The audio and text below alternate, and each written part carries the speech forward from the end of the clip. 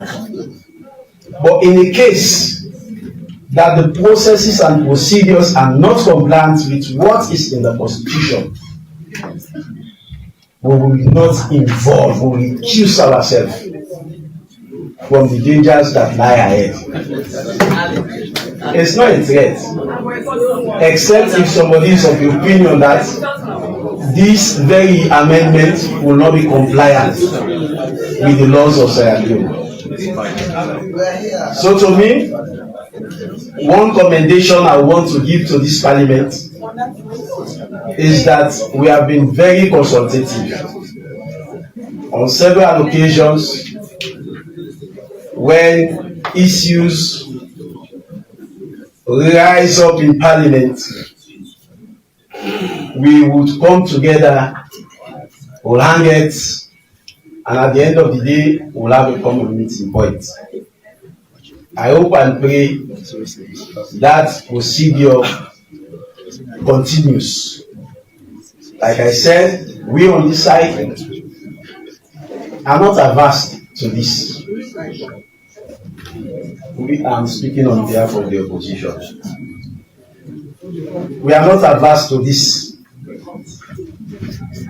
but we would ensure that every bit of the process complies with the national law.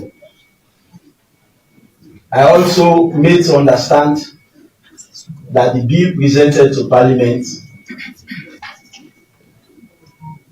does not contain entrenched clauses. I want it to be clearly and abundantly made known to all of us that the bill we have seen has entrenched clauses. And we know what the process calls for in the case of an entrenched clause. It does not only stop at the 2/3 in Parliament, it extends to referendum. So on behalf of the opposition, I want to assure government of our fullest cooperation if the processes and procedures are lawful.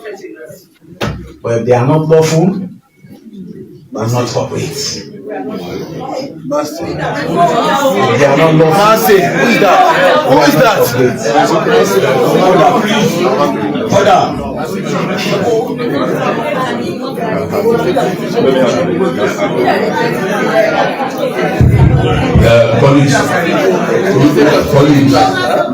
Colleagues, honorable members, please, let's have them go.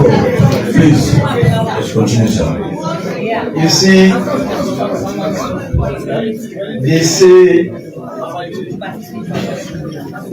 old people feel uneasy when dry bones are mentioned in the proverb. If you are very aware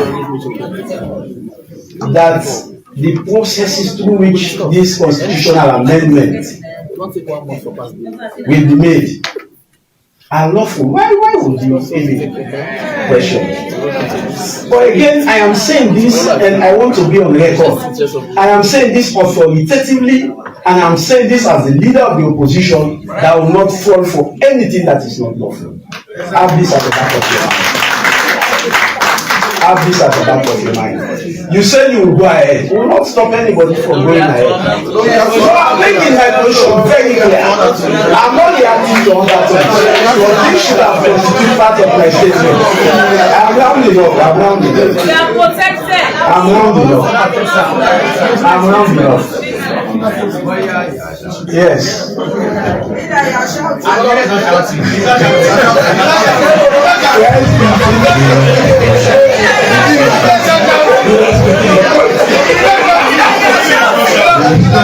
Am I shouting? Am I shouting? Okay, I'm not shouting. So like I said, we are making history. The 6th Parliament of the Second Republic is making history. to touch the most important document in this country. Let us be judicious and let us make sure that we do the right thing for the people of this country. I thank you.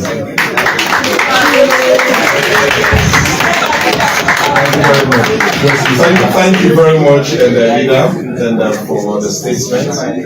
And I want to assure you, sir, as the leader of the policies in Parliament and on behalf of the Speaker, all right, that this process will go as prescribed in law and procedure, and under my watch, that the right things will be done. I will give you that assurance, and I want this public, of course for the MPs we are part of the process, but I want the public to give that trust that this process will go and it will be peaceful in this Parliament.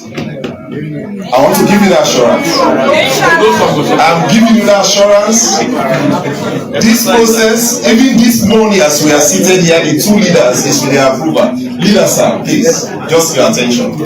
All right, no, I have to go by it, sir. We have to talk this down. All right, for us to have a privilege today, the two of them agreed, and Mr. Speaker agreed. I only directed the AG that he has to be here today to do his presentation. All right, after first reading. No, that's what I'm talking. Well, we are still talking. He's on it. All right, sir. All right. AG, you are reminded. AG, it's not listening. AG, you are reminded the last discussion we had before coming here. All right. So, sir, it's not properly before us. No, sir. Let's go take that next. Thank you, sir. So the assurance is to you, the public, those that are not members of Parliament. All right, that even for the privilege to be held today, the two of them agreed.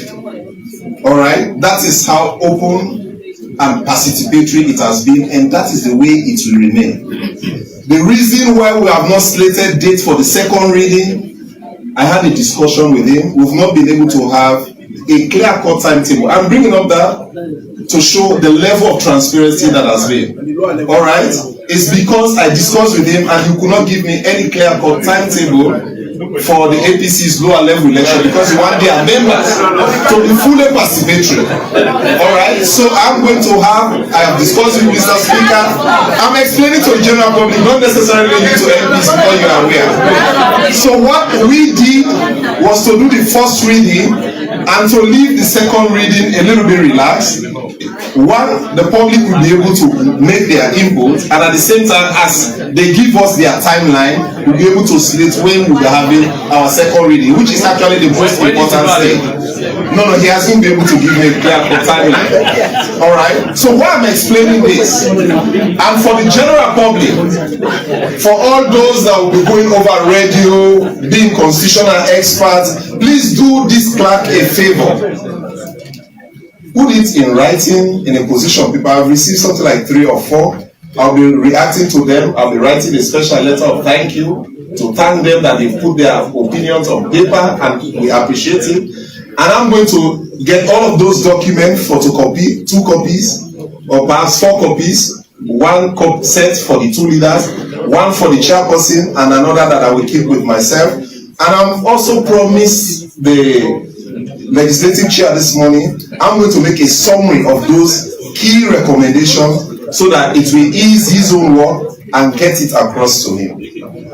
But if you are also a member of the public and you want to make input, but you cannot read and write, I will be announcing that our media team will be out, gets to them, they will sit down with you, you explain your story, and they will write it down.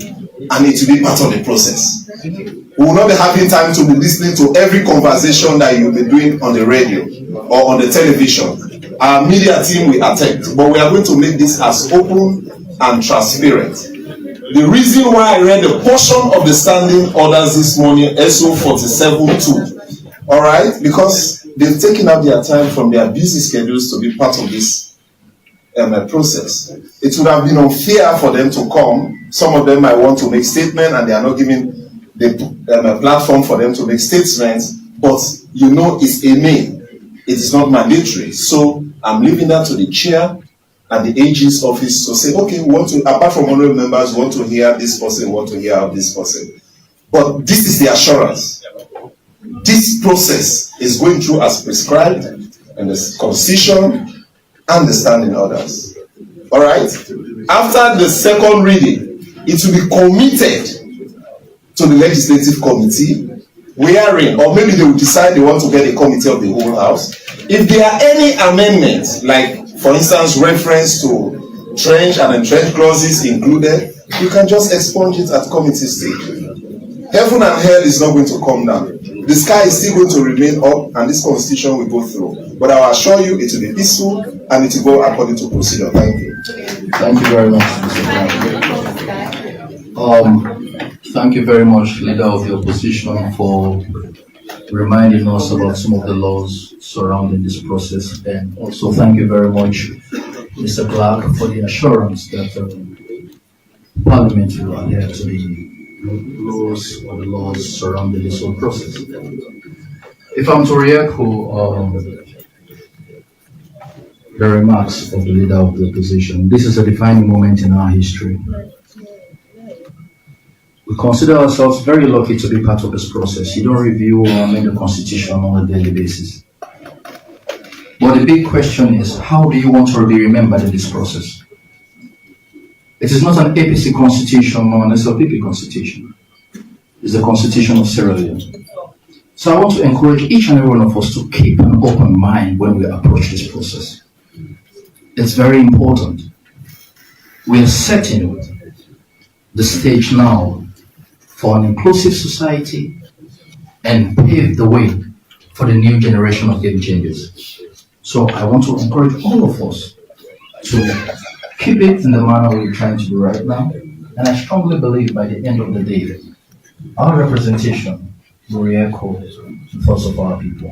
Thank you very much again, Leader of the Opposition. I'll now call on the Leader of Government Business, Honorable Matthew Samuma from Bokaka-Jama and Bolambayama. I hope the people from Bokaka-Jama and Bolambayama are watching this program. I don't know. We are very excited. We are more than people of Bokaka-Jama and Bolambayama. My constituents are so entrenched in calling what we are doing in Strand Parliament. Chairman, with your leave, my counterpart, you wanted to talk about the cartoon and the animal. I was carefully listening when he said anything different from not putting us together, we just recuse ourselves. I agree with you, sir. With your leave, sir, I want to take the opportunity to thank you for your speech and salute you for being cooperative in working for the progress of this country. Let me start my existing protocols by singling out my former colleague, a brother, and a comrade. A comrade with 2 pens. One is black and the other one is red. So I have to take one.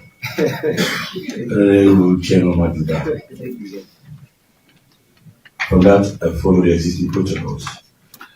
Mr. Chairman, we are on record from the 5th Parliament to the 6th Parliament for progressive laws.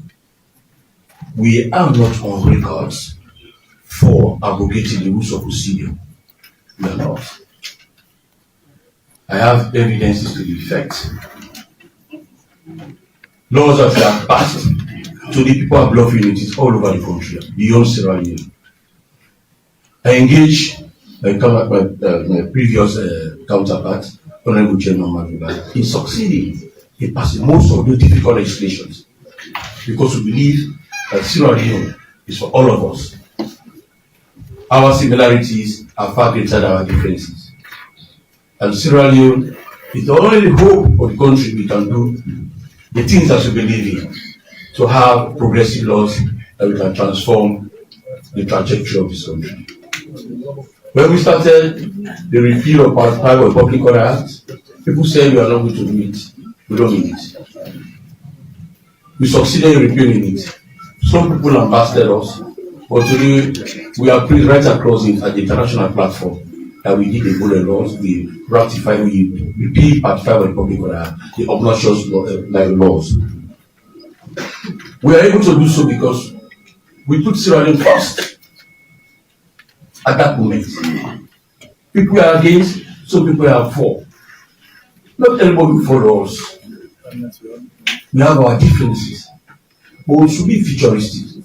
We are willing to take this country. That is why all of us are here today. We have decided to form this gathering using Section 47 as stated by the Clerk of Parliament.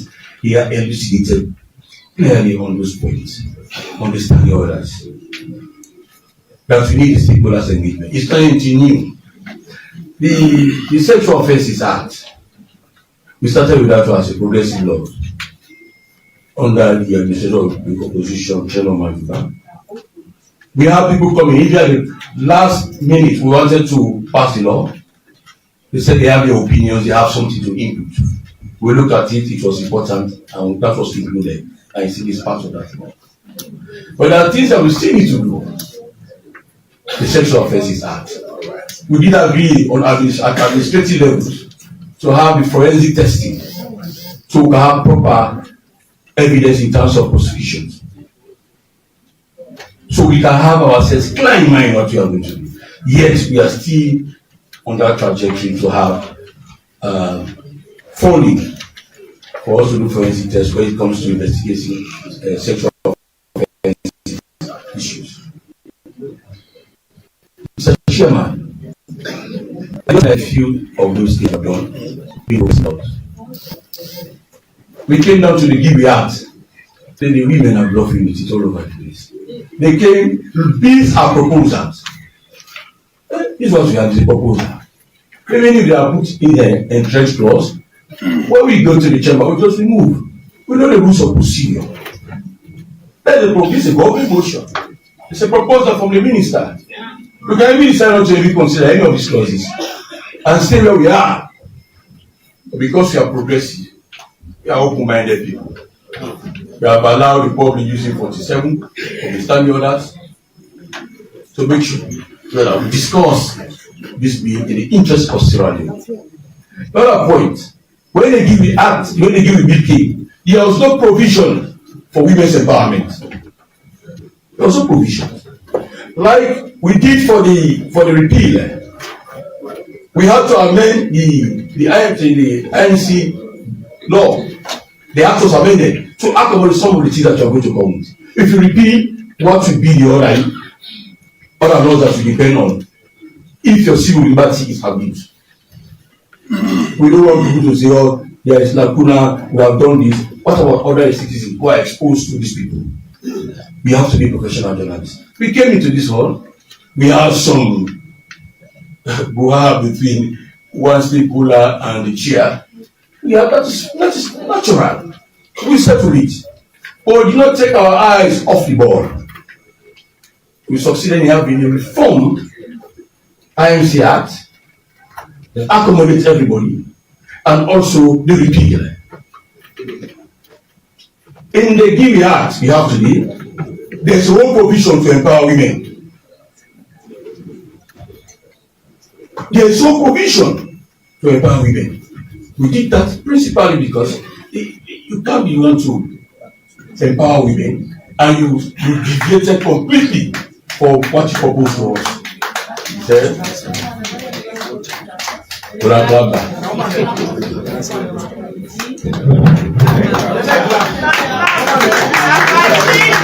Thank you. So that's what we have. But there are more to it which are yet to accept. We came with a PPLC Act. We have done some constitutional amendments. And today PPLC is active. Thank you, Mr. Chairman, for putting us on the right track. Finding both political parties trying to exchange words of violence. What we need to succeed to do is to finance smaller parties. You cannot get all. But we are able to come to terms with the opposition, with the paramount chiefs, to see if we can be A, B, and C. Where we are today, we have both former AGs with us. They are sitting together, Gerard and MLT Momelani. Thank you very much for your contribution in having this document in front of you. Thank you. Coming to the Public Elections Act, because this more we have reforms in this constitutional process we have. They came with 30% quota. We are struggling with it. In fact, me and the then Bishop leader, Honorable General Baduba, people are calling us, lambasting us, trying to be very selfish in our thinking, and we are not nationalistic, we are not patriotic when we are about to do the Public Elections Act 2022. We are only for 2 months. They called me. I cannot say the words that they told me exactly. But I used their form of abusive language to me to educate them. I was able to convert some to understand what we are doing. Some you cannot change them. The Romans say you know change, you don't give new to hold up. But I use that platform to change most of them. And they are my friends to you. In that act, people are lambasting us. They are malicious. I told my counterpart, look, the fear of accident cannot stop us from driving. They came with 30% quota. I said, why do you want to give women 30%? The messenger was the problem. Everybody else come in position paper, read this. And we discuss that there's a way we can do it. Section 58 of the Public Elections Act. We wanted to have women representation directly elected to parliament and local councils over 30% or beyond. So we took 2 positions into considerations. One is to have the women directly elected with over 30%, both at parliamentary level and local councils. And that one was also we did not ask the president because of executive power, which we cannot take from him, but to encourage him in the Guinea Act to consider giving women 30% quota at the minimum rate for positions coming from the executive. That's what we are seeing today working. It is working. And when we use the section 58 of the Public Election Act 2022, Parliament, directly elected members of Parliament, we have over 30%. We got that one right. Councils, we have 30%. We got that one right. So it's a proposal like this nature. We need to open our minds. We need to come with contributions so that we can change the trajectory of our political thinking. Let us think for the interest of Sierra Leone, not for ourselves. Let us be clear on it. For me, I have read this document over and over. I can even quote pages as I sit here. I have played with it. But I'm very happy for us to have it. I like controversial issues. It makes me stronger. But let me assure you, there is no underhand game in this business. This is part of what we are doing. We have done consultations at different levels. This is purely for members of Parliament to understand the trajectory we are taking for the particular work to be enacted. This is a transformative drive. It's not in the interest of President Bio. It's not in the interest of the opposition. It's not in the interest of SFP, PDP, etc. But purely in the interest to salvage our democracy. It's the interest to salvage the common man and woman in Sierra Leone. It is a move to transform our election systems. We have all gone through troubling times. The only thing that will divide us as a country is politics. It's politics. And we, some of us, we are using these reforms to change our thinking about how we handle politics in this country.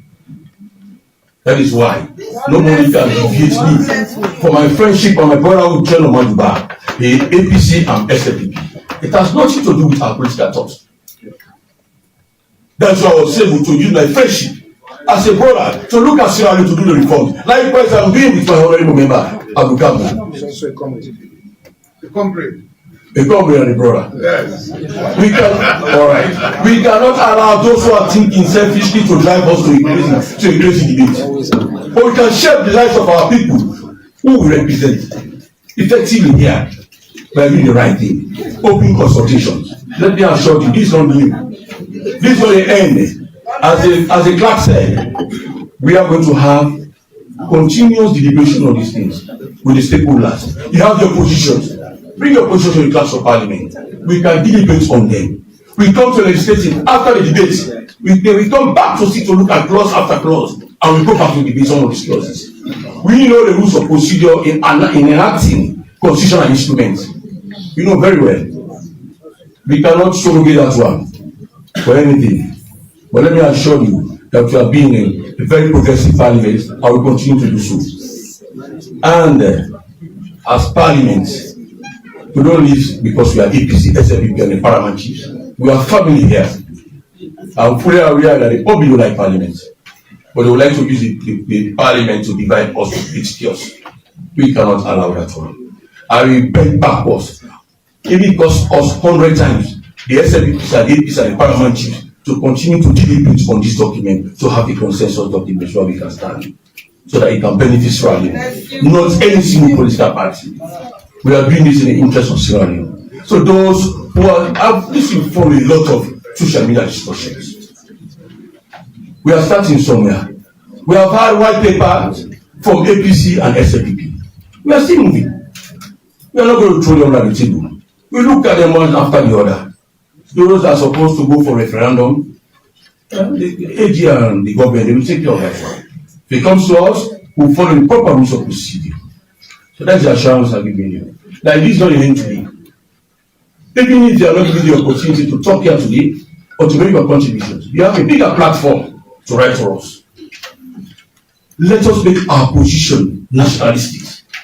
Not because you are looking at this, now you will benefit APC, now you will benefit SLPP. Don't look at that way. If you come to me with that argument, you will not succeed. Because I will not listen.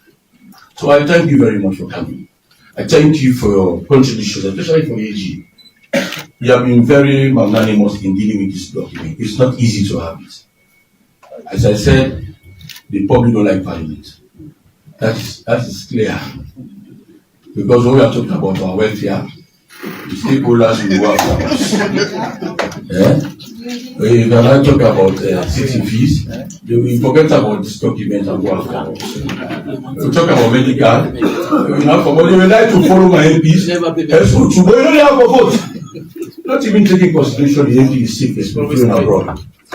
But what matters to us, not how you feel about us, not what you say about us, but the intrinsic value in us, representing our people with honesty, with fairness, and diligence. We will continue to serve this nation, irrespective of the innuendos and aspersions at this parliament. We will stand tall to do progressive law. We will stand tall to lead this nation, not by rhetoric, but by the rule of law. Thank you very much for coming. The Lord bless us all.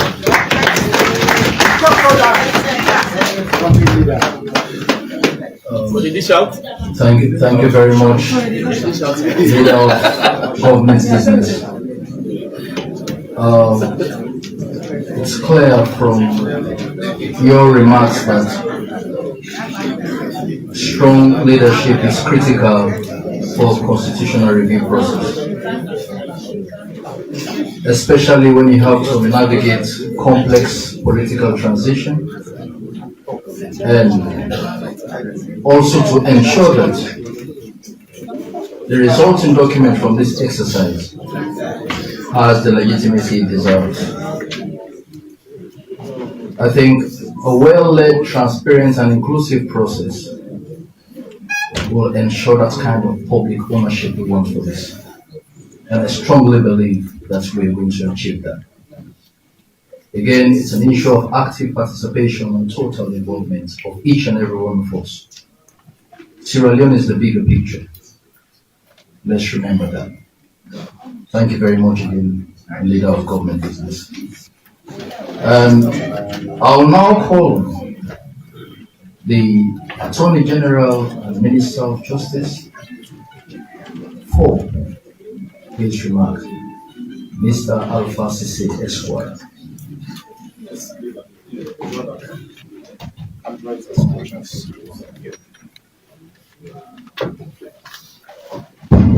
Thank you. To the leader of government business, Honorable Matthew Sanyuma, leader of the opposition in Parliament, Honorable Abdul Kabo. I must say, both of whom are also my comrades of the Almighty Radicals Club. Yes, well, I mean, the leader of the opposition is Nigerian. But of course, you know, there are very senior comrades of the Radicals Club today. Seated to my right, former dictator of the Radicals Club, Joseph Fitzgerald Kamara. JFK senior comrade, Yes, our radical business. Cheruma Juba, former deputy speaker of parliament, and then of course my elder brother and predecessor, former Attorney General Mohammed Lamin Tarawale. So this to say that outside APC and SMPP circles, we still meet in other places to discuss moving this country forward. So, and I'm also of course, you know, the chair of the commission of the PPRC, former dictator Kuriba Amara, also a comrade. So it's a big family. And then, of course, the clerk of parliament, you know, Mr. Kamokonte, also a comrade.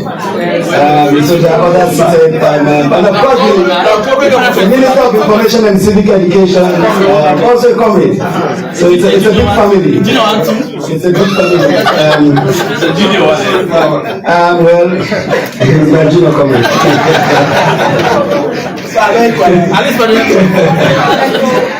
But also to acknowledge the Deputy Leader 1 and Deputy Leader 2 of Government Business, the Deputy Speaker of Parliament, the Chair of the Legislative Committee of Parliament, the former Speaker of the ECOWAS Parliament, honorable members of Parliament, ministers and deputy ministers, Her Worship, the Mayor of Freetown City Council,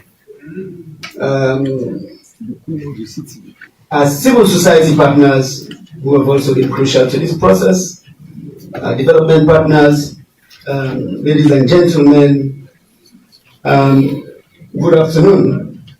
Thanks to the leadership of Parliament for the opportunity to do this presentation here today.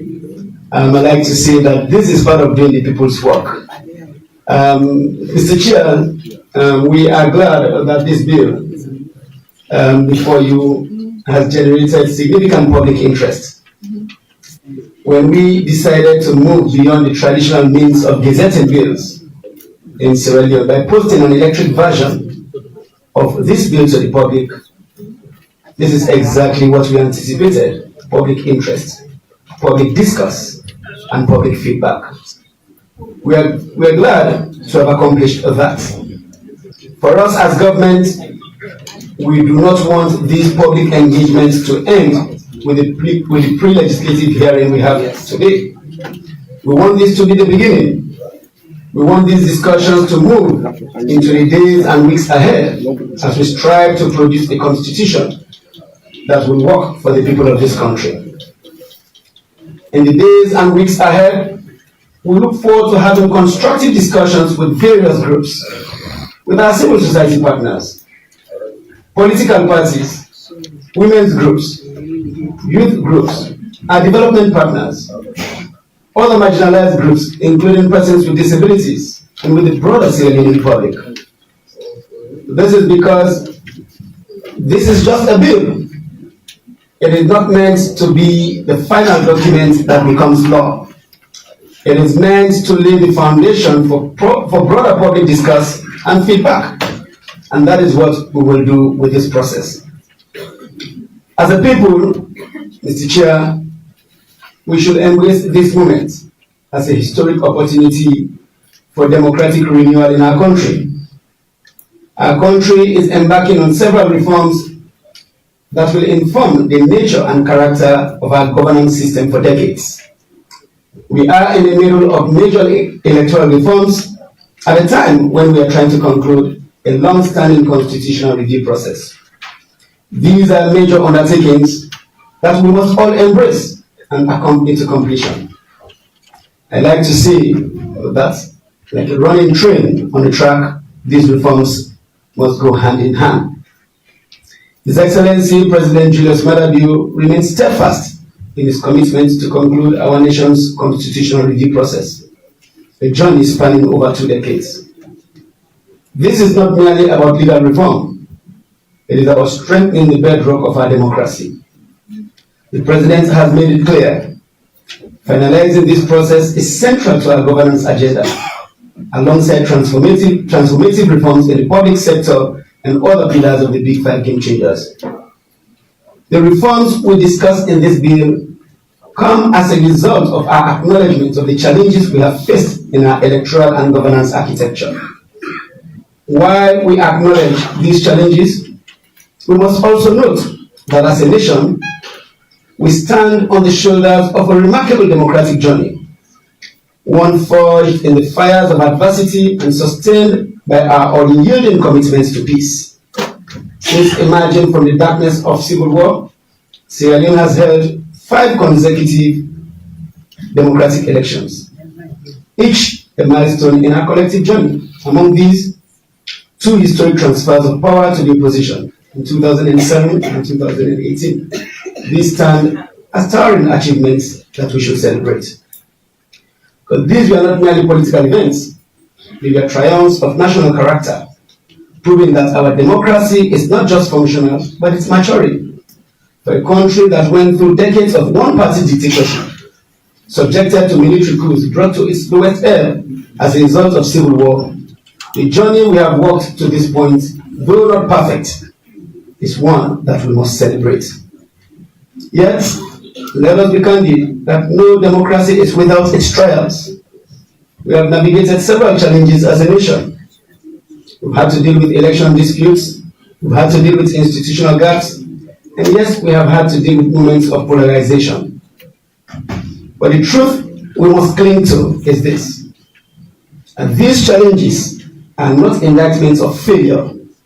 They are the necessary growing pains of a democracy finding its footing. They remind us that democracy is not a destination, but a continuous act of collective will and refinement. This is precisely why in this process of constitutional making, we have adopted one irreducible principle: listening.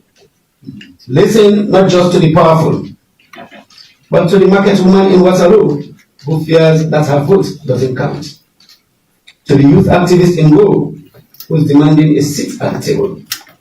To the traditional leader in Kono who is bridging old traditions and new aspirations. And to the young girl in Makeni yearning for fairness and equity in decision making. Their voices, your voices, did not just inform the process, they drove the process. The national conversation we have now was born from this very ethos that electoral systems must serve people, not power. Today, we confront a pivotal choice. Will we settle for systems that merely function, or will we demand systems that inspire trust, amplify voices, and endure? It is my hope, and truly the hope of His Excellency the President, that we will opt for the latter. Mr. Chairman, kindly allow me to walk us through the journey we have walked as a nation to get to this point. I'm very pleased that 2 of my predecessors are seated here today, and we have asked the 2 of them to be together because they have been very integral to this process. They have both been shepherds of the long-standing constitutional review process. They have both managed white papers in 2017 and 2021. And I'm referring to the attorneys general before me, Joseph Fitzgerald Kamara, commonly known as JFK, former Attorney General and Minister of Justice. And flag bearer aspirant for the All People's Congress Party. And Mohammed Lamin Tarawali Esquire, former Attorney General and Minister of Justice. Both, as I said earlier on, are very senior Congress of the West as well. This nation owes the 2 of you a debt of gratitude for the way you have managed this process, and it has been an incredible honor to continue to learn from you. to be inspired by the work that you do, and that you have remained committed to work with us to take this work to completion. There are others who worked on this process who are not here today, originally started by former Attorney General, the late Solomon Ekuma Berewa, and then moving on to other holders of this office. May their souls rest in perfect peace. I also want to pay special tribute to the Deputy Minister of Justice, Madam Satiu Sako,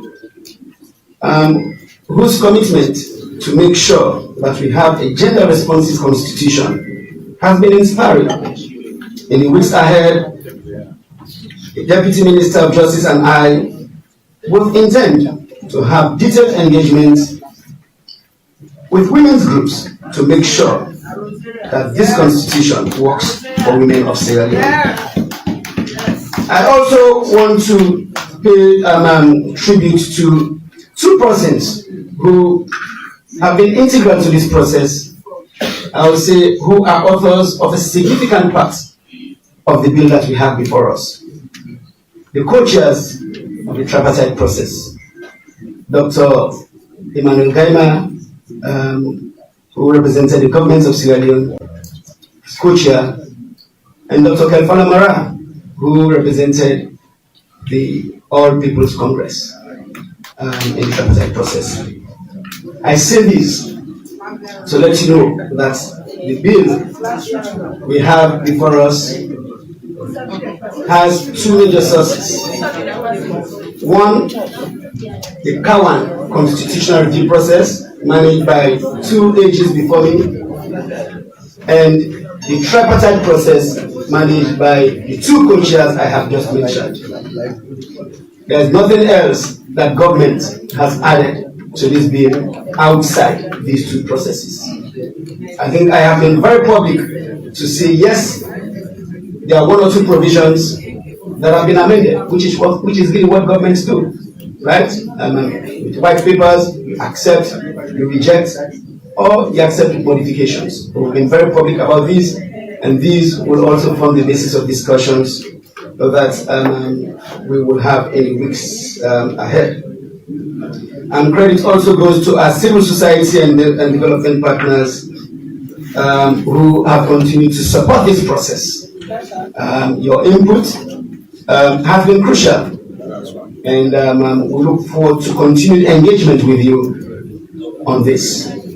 I'd like to say that at a time when people are quick to talk about polarization in governance, when people are quick to talk about the things that we disagree on, when people are quick to point to the fact that one government says one thing and then a political party opposes because of the messenger, I like to say that the constitutional review process is one thing that we all agree on. Because every government, since the war came to an end, has worked diligently to take this process to completion. From the government of late President Kaba to that of former President Nkrumah, and then now President Bio. So really, this is an example of continuity in government, and so we must embrace it. So, Mr. Chair, kindly allow me to provide some historical context. The constitutional review process itself. You want to start your presentation now from here? No. I'll come to the presentation. The constitutional review process, as we know it, is a product first of the Lome Peace Agreement in 1999. Because in Lome, we agreed that the 1991 Constitution as framed was not sufficient to prevent a backsliding. And so we continued this in the work of the Truth and Reconciliation Commission. And so this became a crucial recommendation in the report of the Truth and Reconciliation Commission, the mechanism set up following the end of the conflict in 2002. And so the process was first started by late President Ahmad Tijan Kaba in 2007. and was subsequently picked up by former President Ernest Bai Koroma, who constituted the Justice Edmund Kawan Constitutional Review Committee. And I'd like to note that as we hold these discussions here today, we do so during the very week, 2 days ago from today, that the architect of this process, the late Justice Kawan, departed this world for the world beyond. And so with your leave, Mr. Chair, I would want to call on this gathering to observe a moment of silence for him.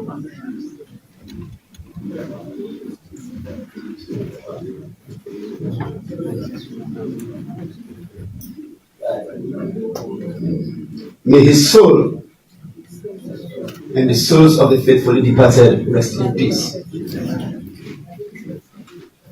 So, as I just stated, the Constitutional Review Committee, set up by former President Ernest Bai Koroma and chaired by the late Justice Edmund Kawan, had 80 members from all shades of life: political parties, civil society, youth groups, women's groups,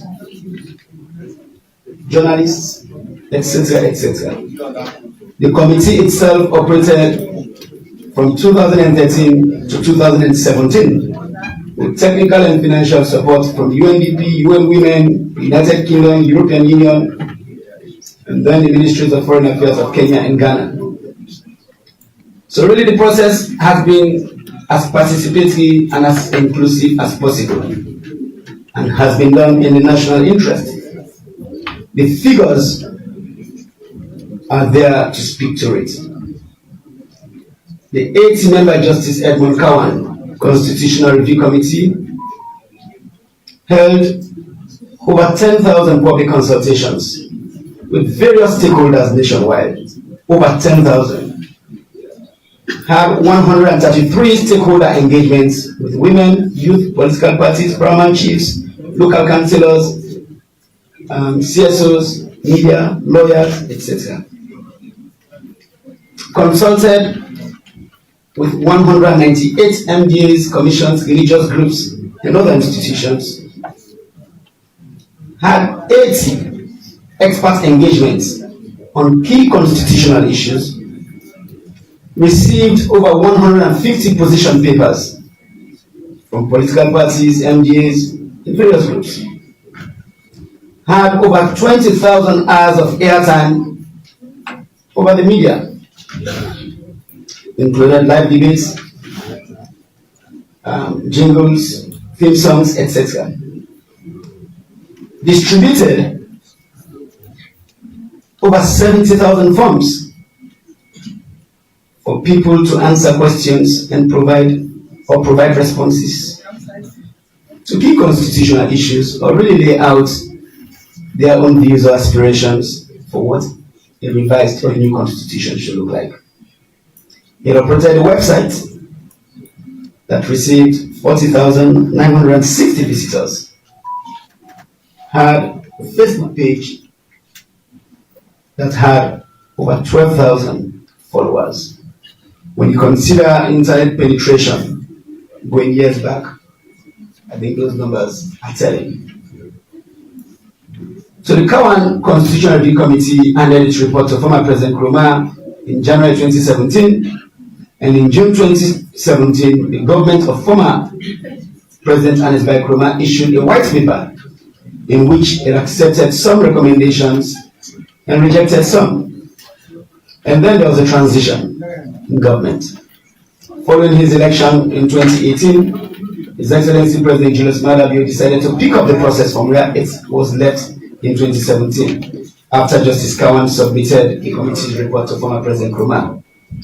And in March 2021, the government of His Excellency President Bio issued a second white paper on the Justice Edmund Kawan Constitutional Review Committee report. The white paper reflects the contributions, aspirations, and determination of the people of Sierra Leone to improve and sustain the rule of law, lasting peace, and human development. Recently, a few months ago, when I had a discussion with the National Women's Conference, their memo indicated that they had identified 16 issues in the Cowan report which were of importance to women. And they were pleased that government had accepted 12 of those 16 recommendations as issues that are important to the women of this country. At the meeting, I made clear to them that in fact government had acted on the remaining 4. So you can see that in the significance way has also influenced the process. During the Universal Periodic Review in May 2021, Sierra Leone made a pledge that will conclude the constitutional review process, and that is what we are working on. Of course, in the middle of this, we had the tripartite process that I mentioned earlier. A process that came as a result of our disagreement over the outcome of the 2023 elections. And together with our brothers and sisters in the APC, we sat down for 6 months, engaged various interest groups, including electoral management bodies, civil society, other political parties, and under the leadership of Dr. Gaima and Dr. Mara, we moved across this country to gather the views of Sierra Leoneans. The 80 recommendations we agreed on in the tripartite report are the product of this national exercise. And some of these recommendations touch on constitutional amendments. As a government, we agreed that these will be added to the recommendations in the Justice Edmund Cowan Constitutional Review Committee report. And this is what we have in this bill.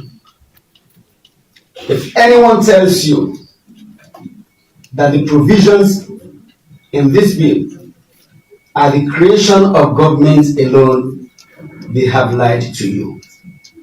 The provisions in this bill are exclusively the product of the Justice Cowan Constitutional Review Committee report, set up by former President Nkrumah, and that of the tripartite report and its recommendations, co-chaired by Dr. Gaima and Dr. Mara.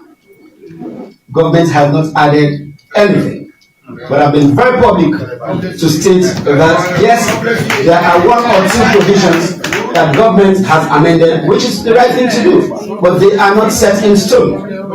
That is the essence of these engagements, the essence of these consultations, and then of course at the end of this exercise, Parliament will determine what will go into the Constitution.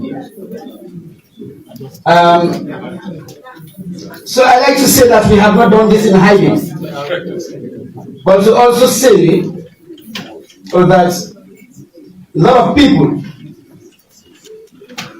trying to get political mileage on this bill have received its contents since last year. The contents of this bill are not new to many of the stakeholders who are not speaking about it. This has been in the custody of several of the people who now speak publicly about provisions in this bill. And these are discussions people have had even before getting to this stage. So I think let's approach this with the honesty it deserves. Among several consultations, the last set of public consultations, and that's not to count the ones that have happened in my office. On the 28th of October last year, we had consultations that were public with electoral management bodies. On the 30th of October, we have consultations with political parties on the legislative proposals. And there were other such consultations before now. As a matter of fact, I think my brother and comrade, the leader of the opposition in Parliament, in fact represented the APC in the last consultation that we had on the 30th of October. And then we have had the same with civil society organizations and the media sector. We had such a meeting on the 31st. These are additions to the ones we had before now, and the engagements we have had across the country, and engagements that have happened in my office, during which we have been very open and have shared the presentation that I'll make here today. I also mentioned that we have had discussions with women groups where we assured them that the 16 recommendations in the Women's Manifesto will be part of the new constitution. But I'd like to emphasize, Mr. Chair, honorable members of Parliament, ladies and gentlemen, that these consultations have not come to an end. They must continue in the days and weeks as we strive to make this a better document that will work for Sierra Leone. Of course, persons who have been part of this process, I say, should continue to engage and make this better. But to refuse to take ownership for what we have done together, and then to oppose this just because it is led by government or to build political mileage, is not leadership. To mislead the people we seek to govern for political mileage is not leadership. So as we take this process to a conclusion, Mr. Chair, ladies and gentlemen, let us be guided by certain things. Let us note that Sierra Leone has transformed significantly in recent decades. Our demographics, our economy, and our social dynamics have all evolved. Therefore, our constitution must keep pace with these changes. A new constitution will better capture the realities and aspirations of our people, ensuring that our governance structures and legal provisions are fit for today's Sierra Leone and the future we envision. Revising our outdated sections ensures our legal framework is robust and relevant, is capable of addressing modern challenges and fostering a just society. We pride ourselves in being a tolerant nation that puts national unity over ethnicity, over religion, and over political affiliations. This is another chance for us to show that unity. Mr. Speaker, I want to conclude by saying that this should not and will not be a rushed process. Constitutions are meant to outlive us, and they must reflect the views and aspirations of the people of Sierra Leone. The Constitution must be owned by them. We acknowledge that no bill is perfect. That is why it is called a bill. It is our hope that the legislation that comes out of this process will be better than the bill that we discussed today and in the weeks to come. On that note, thank you, Mr. Chairman, and I'd like to transition to going through specific proposals that are in this bill, with your leave. Thank you, Mr. Thank you, Mr. Agent.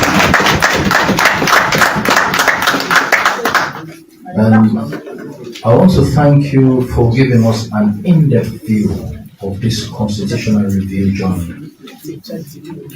And in your remarks, you've clearly reminded us that this is a product of the Justice Cowan White Paper, the Tripartite Agreement, and of course, consultative engagements around the country. So it is a document for Sierra Leoneans.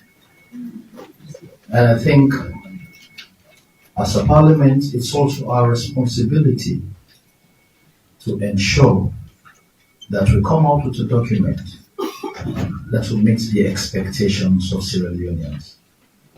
What type of document is that? A document that will help us to sustain the peace we build.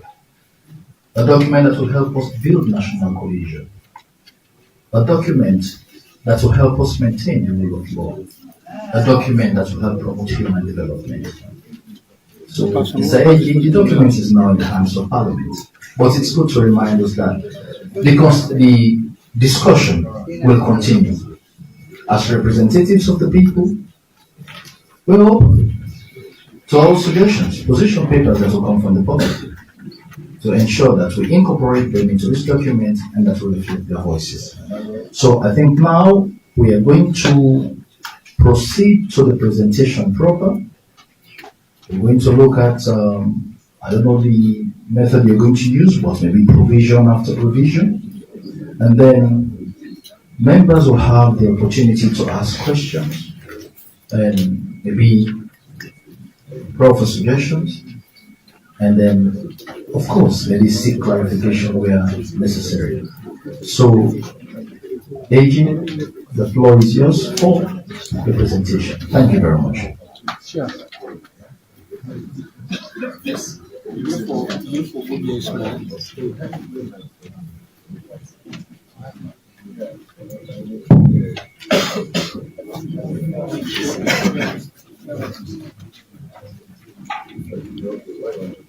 Thank you.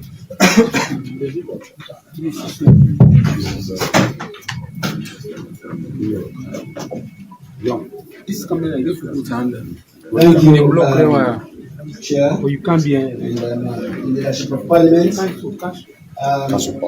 So, what I'm going to do is to go through a PowerPoint presentation of the provisions in the bill. And I'll provide context to some, and where possible, I'm able to see what is from the current process or from the tripartite process, and then of course we'll leave it up for questions. First is to say what we try to do with this process. After the tripartite report was submitted to His Excellency the President, 80 recommendations agreed to. We took out the recommendations that touch on constitutional amendments. But then we have always been very clear that the broader constitutional review process is a subject of a long-standing government commitment. And of course, as I just mentioned, going back to the days of the late President Kaba and continuing to this point. So I like to say that really we've been running a relay. Wherein one government has been handing this baton to another government. The only thing is that the current government has made a commitment that we will not transition this baton to another government. So what we did was to put, first let me say, this is subject of long-standing commitment by government. And so we've always been very clear that the tripartite process, as important as it is, was never meant to undo existing government commitment to broader reforms, including the constitutional review process. It was meant to complement existing or ongoing reforms being managed by government. And so when we took out the recommendations that touch on constitutional amendments and paired them with the recommendations that have been made by the Cowan Constitutional Review Committee, we were fortunate to find out that a lot of the proposals really align. They speak to each other. They do not contradict each other. But then there were proposals made by the tripartite committee which were not in the Cowan report, but also some proposals made by the Cowan report which had not been captured by the tripartite process. But they really did not contradict each other. And so what we did was to prepare a document that laid out how these proposals speak to each other, which one comes from tripartite or from Kawan, and put them in a document that, again, since last year, has been shared with several stakeholders in this room. So that's just to say that is how we choose to approach it. But again, like I said, this is part of broader efforts to conclude the constitutional review process. So we note that that process cannot be completed in January or in February. And so what we agreed on with all stakeholders,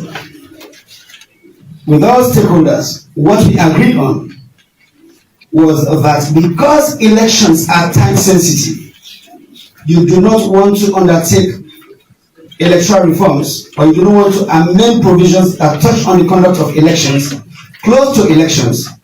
We agreed, all of us who have been part of this process, to take out the constitutional proposals that touch on elections and bring them to Parliament as a separate bill. We have laid this out as the procedure that will follow. That is also because there are other reforms taking place, right? We have subjected the Electoral Commission for Sierra Leone to a functional management review, and then we are in discussions based on recommendations in the tripartite process, as well as consultations with a broader set of stakeholders that we will review the relevant laws that touch on elections, Public Elections Act, the Political Parties Act, etc. And so to do all of those reviews, it is important to take the amendments that touch on elections to completion, so that these, once they go through Parliament, will speak to the reforms that get into the various pieces of legislation on the conduct of elections. But then, once we're done with these, we'll now continue with the broader constitutional review process. But then we'll have taken the election proposals out of the way. This is not something that became public overnight. This is something that we have discussed. And matter of fact, lots of people, including persons in this room, asked questions of me up to last year as to why this bill was not in Parliament last year. But then we said, in fact, we called for the last set of consultations in October, just to inform this process. And then we said technical details. We had to put Mr. Thompson, our draftsman, under immense pressure to get this bill together. But then now it's here. Some people have again said that it is rushed, including those who were urging me to bring this to Parliament last year. AG, so, just sorry for the interruption. Can we make, yes, when we go clause by clause, you also have the opportunity to get input from any clause. Thank you for that, Chair. I really just wanted to know why we have the constitutional amendments on elections and how we transition to the broader constitutional review after this.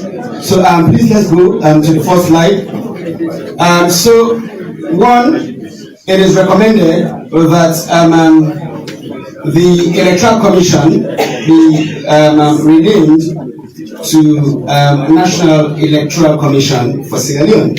We are all used to calling it NEC.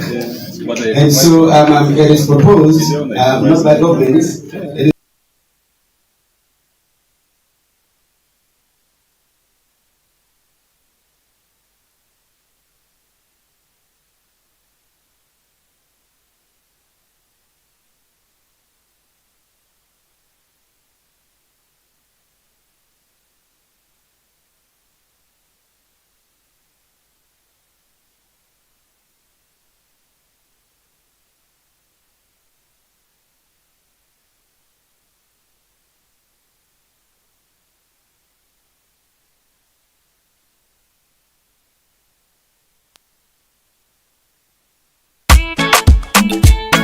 Unity Broadcasting Television don't come for unify, sensitize, and inform Salon people home and abroad.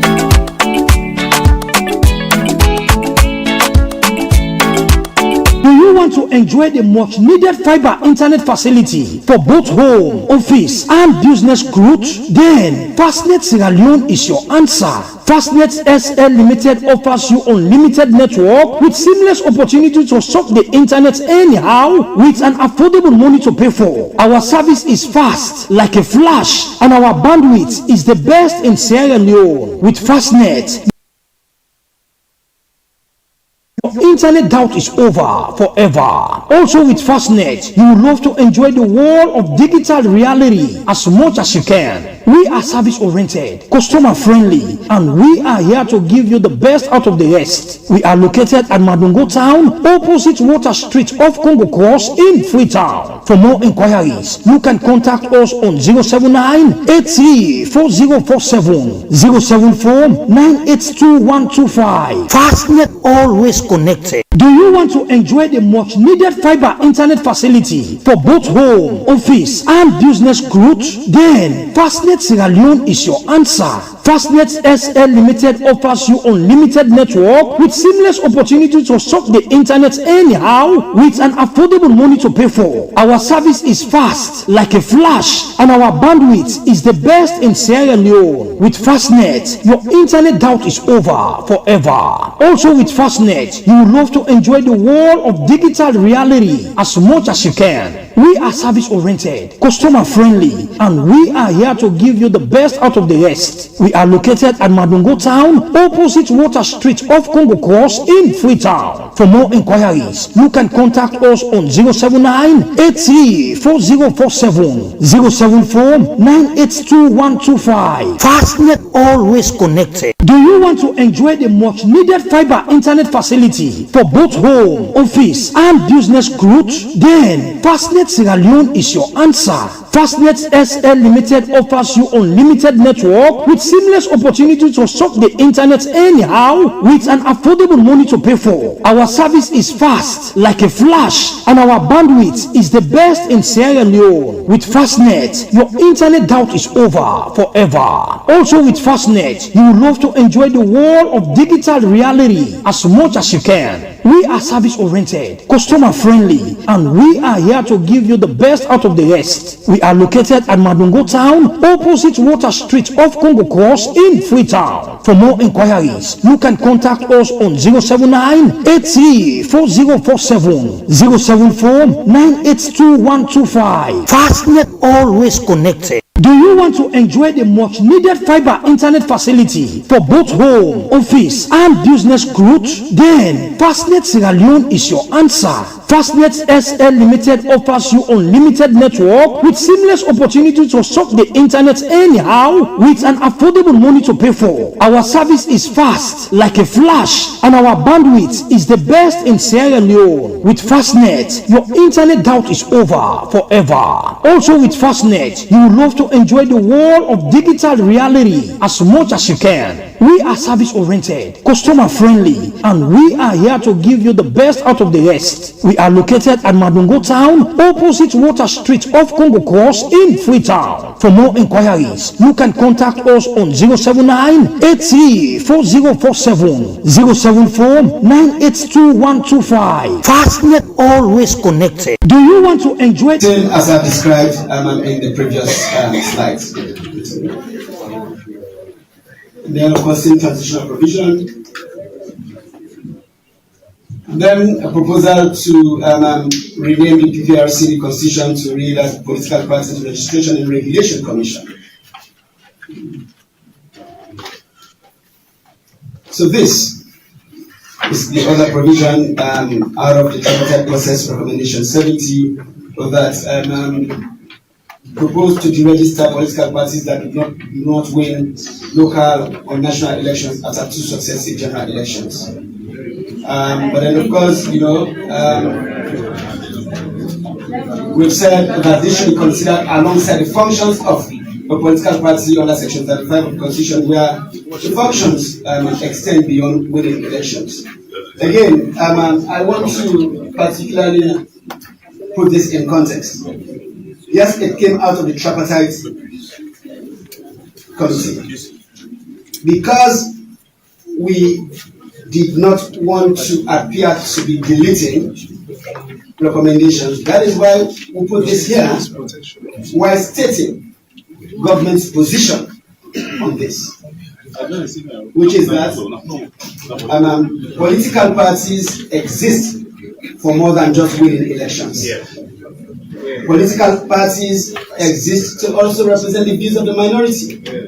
Political parties exist to hold government accountable on several other issues, and so that is government's position on this. So whilst it was a tripartite recommendation, I think we've been very public that it's not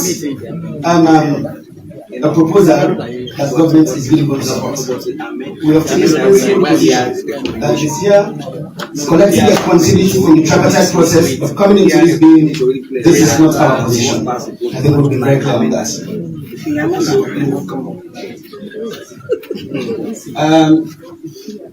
And then we have said that the provision in the Giving Act should be reflected in the Constitution. This was a recommendation in the current report. It was a recommendation made by the Truth and Reconciliation Commission. It was one of the 16 recommendations that women's groups submitted as being important to them, and it is one of those things that government is committed to and agree that the provisions in the Giving Act should be reflected in the Constitution. And so we will talk about the building blocks to ensure that, yes, the other systems in place, other legislation reflects this, including constitutions for the political parties themselves. And this on the use of census data. That the Constitution be amended, Section 38, to say only data from the senior census will be used for electoral purposes. And that where the final report of the decennial census is published at or less than 24 months before a general election, that data from that census should not be used for the purposes of drawing constituency boundaries for use in that general election. And I think this is where we have also said, as a government, and we work with members of parliament, we're very open if they are on the need for a transitional clause for this particular provision. We're very open to that. It's something that we support. I think we'll be very public about that.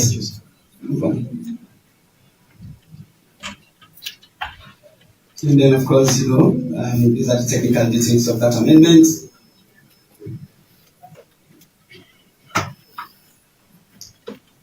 It is also proposed that sections 41 and 42 of the Constitution be amended to remove the requirement for political party nomination, to facilitate independent candidature for the presidency.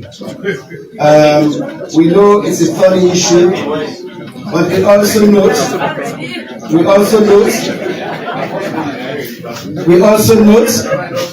that it was a recommendation made in the Kawan report. It was a recommendation made by the tripartite committee, and also it's reflected in the one of 16 recommendations made in the Women's Manifesto. Of course, other honorable members, please. Of course, Thank you very much. Of course, we have also said in the bill that yes, the concern that this might open the floodgates, and then you have a lot of independent candidates, which will make the process hard to manage. It's a legitimate concern, and so that is why in the bill that we have here, we have put in certain conditions. One, of course, we do not want someone losing flag bearership elections in a particular political party and then overnight just transitions to being an independent candidate. So yes, I think the members of parliament will have to put a clause on. We have said that the person should not be a member of a political party, but I think timing on that will be good to do. We have also said that the person must demonstrate sufficient financial and community support. Community support, and as prescribed by law, that will be prescribed in a separate law by parliament. And community support we do like you have in certain countries, verifiable registered voters to sign up and take a bet on that candidate. And then we have set financial standing as well to be determined by parliament to see. But we also note that really listening to public discussions or engage with various stakeholders, a financial requirement will eliminate very good and credible persons from the presidency, including women who should be able to participate in this process without these extra roadblocks being created. And that is why, in fact, one of the proposals we have in other legislation is really the removal or reduction of candidacy fees for women, and then of course other for marginalized groups. But yes, that is a provision that we want to have a discussion on and come up with something that will work for the people of this country.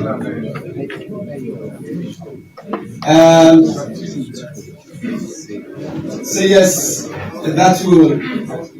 And then we come to section 42.2. Our current system requires a candidate to put 55% of votes in the first round.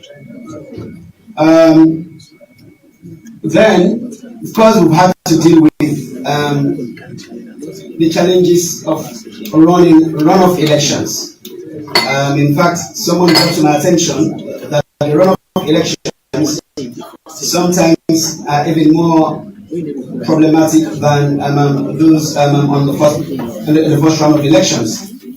And so, in the constitutional review process, before the tripartite process, yes, it is reflected in the white paper that will move from the 55% threshold. And then, in the tripartite report, it was also recommended that we move from the 55% threshold. Now, when I talk about areas where both processes align, this is really one such area that we move from 55% threshold. Now, the debate has actually been whether it's 50 plus 1 or a simple majority. Say, right? So that has been the question. But then there is also a threshold, because when we discussed this on the tripartite committee,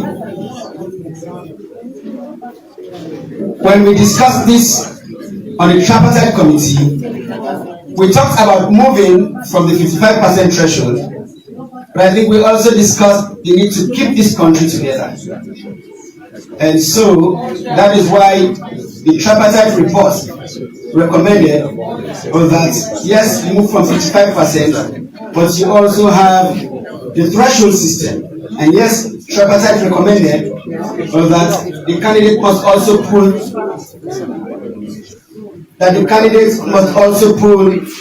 at least 25% of total valid votes cast in half of the voting districts.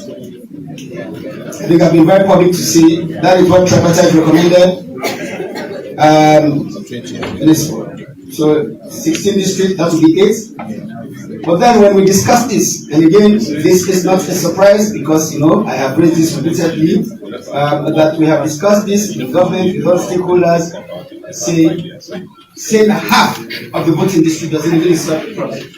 Because a candidate and political party will focus on their own stronghold and run the numbers there, which is what we really don't want. That's the problem that we're trying to solve. When we came up with the 25% threshold in half of the voting district, we realized that half doesn't solve the problem. And so our proposal, it's a proposal, I must emphasize.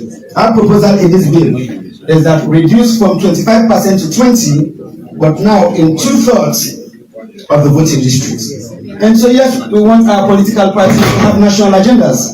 We want our political parties and candidates to have national appeals, to look beyond their strongholds. And that is why we reduce the threshold, but then broaden the scope of it to cover 2/3 of the voting districts instead of half of the voting districts.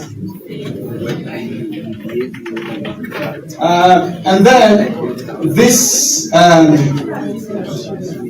so the current law actually says 7 days, right?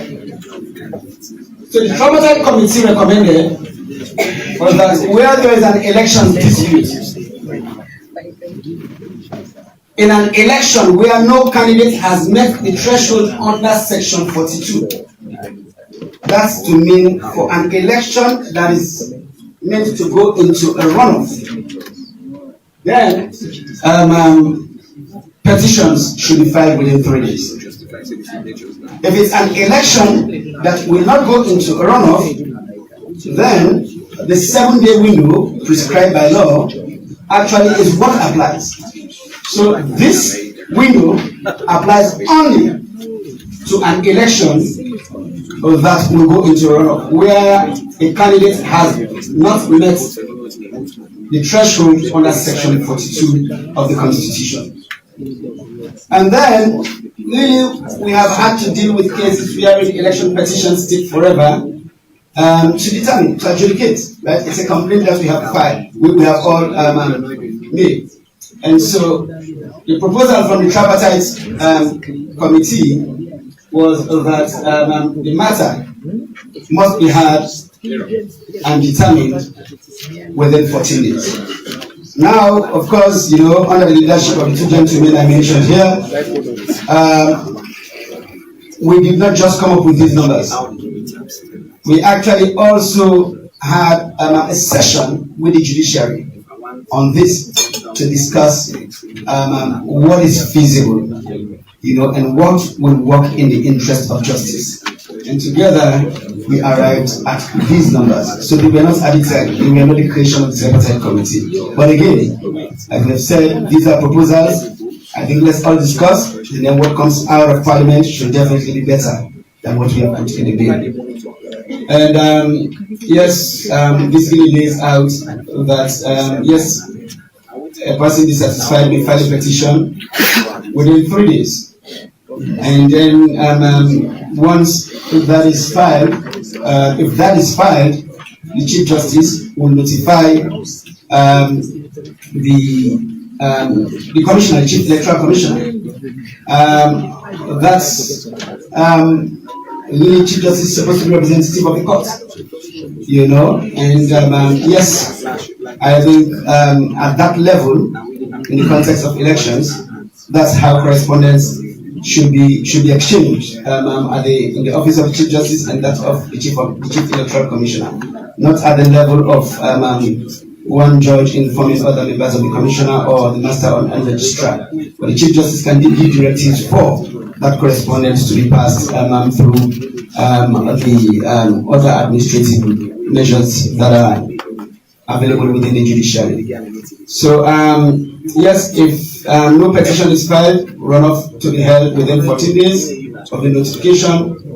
If petition is filed, the Supreme Court determines that within 14 days.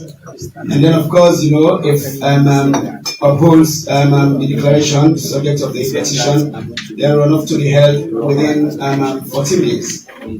But then,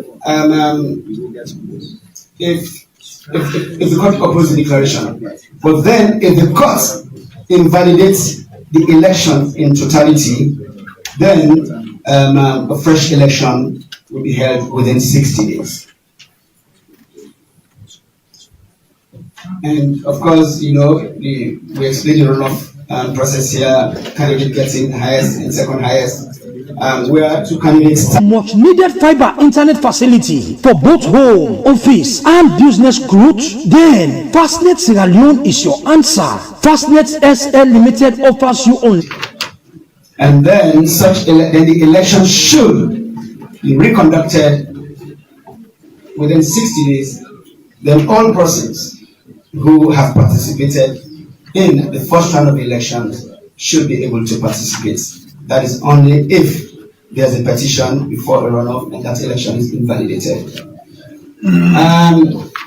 We have this again, amend section 43 and 87 of the Constitution to provide a fixed date for holding elections. Yes, we proposed second Saturday in November. It is to say, again, it is not set in stone, it is a proposal. We also acknowledge that prior processes, including the Cowan and the tripartite processes, recommended dates between March, April, and May. But yes, it is the proposal of government that the elections be held in November of every 5th year. Now, one thing that I would like to make clear is that we acknowledge that Section 87 and that of 85 are entrenched provisions in our Constitution. But then, as has been explained, when an entrenched provision is amended, it has to go into a referendum. Now, in the public discourse that we have followed, some have said that we have skipped the referendum and brought a bill to Parliament. Actually, we are still on track. This is the procedure. You bring the bill to Parliament. Of course, it's all laid down in Section 108 of the Constitution. And then, once Parliament votes, and the bill gets a vote of 2/3, that is when it goes to a referendum. So we're still on track. We haven't attempted to set any process, but to give this impression that because entrenched provisions are included in this bill, that means government is trying to play some game. It's misleading. I think it's misleading, and I think as leaders, we should do our homework and then be able to inform the public, especially people who want to govern in the right way. Again, the other thing I must say is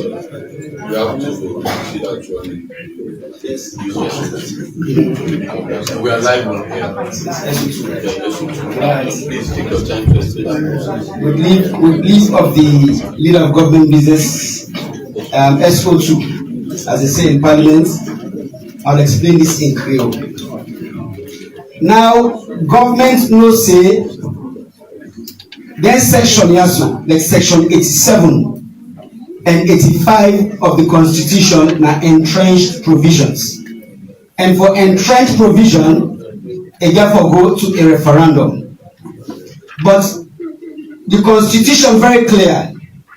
Before you take this to a referendum, you therefore can come forth as a bill na Parliament. Parliament they debate, a vote, and when that vote they come out, 2/3 in support of the bill or the specific amendments. Now that 10 day it will go to a referendum. So people around the talk say government don't count entrenched provision inside, so they don't go referendum. The referendum now the last step. The bill they come first na Parliament debate, a vote. If Parliament votes for the bill by 2/3 members of Parliament, then it will go to a referendum. So if anybody tell the public say government don't count entrenched clause wey for don carry referendum, that person did not do im homework yet. A misleading for the public. And that is why we don't be very open about this process. If person get question, you able ask, we will explain. They are always open and ready for provide clarification. And not only for question. If person gets suggestion, you want count and to read, please do so. And we don't be open to suggestion. We don't take plenty suggestion throughout this process here. Now the other thing we are foresee.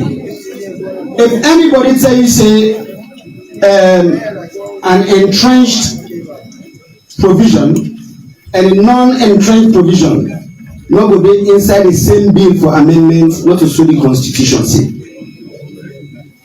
The constitution not say where you become if entrenched provision dey, you for kick am out first and can separate. The constitution dey very clearly how you dey amend the bill, and then how you amend the constitution, and then it asks you if any of them provisions here so they lay them out in the constitution need for be amended.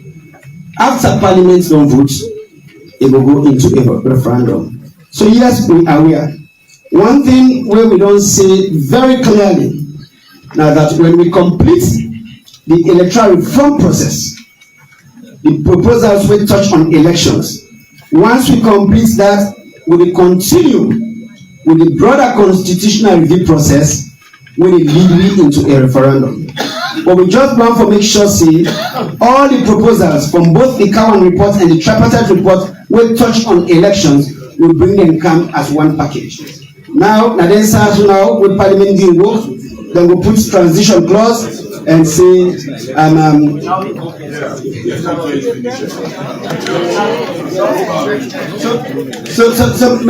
just wrap this up to say,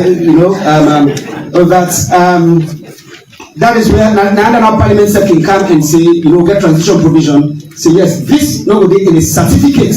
I think the Deputy Speaker of Parliament did an amazing job on 98.1 this morning explaining this process. That if this bill is enacted by Parliament, then the proposals that touch on entrenched clauses in the Constitution will not be part of the certificate that the President will sign. That certificate will only apply to non-entrenched provisions, because we are aware that entrenched provisions will go into a referendum, but at least we will have taken out the elections-related provisions and then we'll move on. I hope that makes it clear. We have also proposed that in case a candidate is standing trial on a criminal charge to which the state is a party 1 year prior to election, such trial must be suspended until after election. This is something we discussed in the Tripartite Committee, and we have put in here. This is the proposal. But if you look at the bill, we have also put additional layers to this, which is to say, like you have in other countries that we have looked at, persons who have been convicted for certain offences cannot be made to run for office, but that restriction will expire 5 years after they have served their sentences. So it's not, you don't lock someone out of the electoral process for the rest of their lives. That is an addition I think will be very public, that it's something that we have included in the bill. And then, so this again has generated some form of misunderstanding. So here we're proposing that, and this is actually from the Cowan Constitutional Review Committee report, that you will include in the Constitution that the loss of party membership alone will not automatically remove someone from, will not automatically remove a sitting president or vice president. Let's be very honest, that the Sam Sumana case is a clear example in front of our eyes, because that vote sits with the people, and so we're saying that that decision to remove a sitting president should not be taken by a few actors within the political party. We're saying that if that happens, then the existing provisions in the Constitution should apply. I know, of course, that part of the public discourse has been that we're putting in a new proposal to give Parliament the powers to remove the President. The fact is that that is the power that Parliament has already.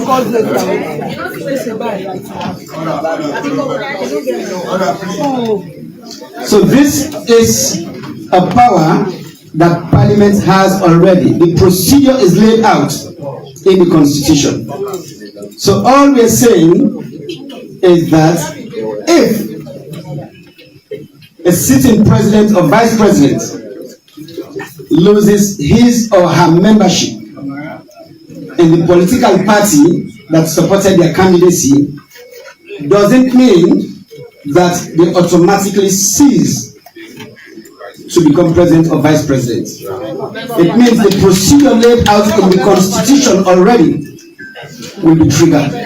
So that way, it is not left in the hands of the president. The option for this will be to continue with the current system, wherein the president can determine whether he or she wants to continue to work with the vice president or not.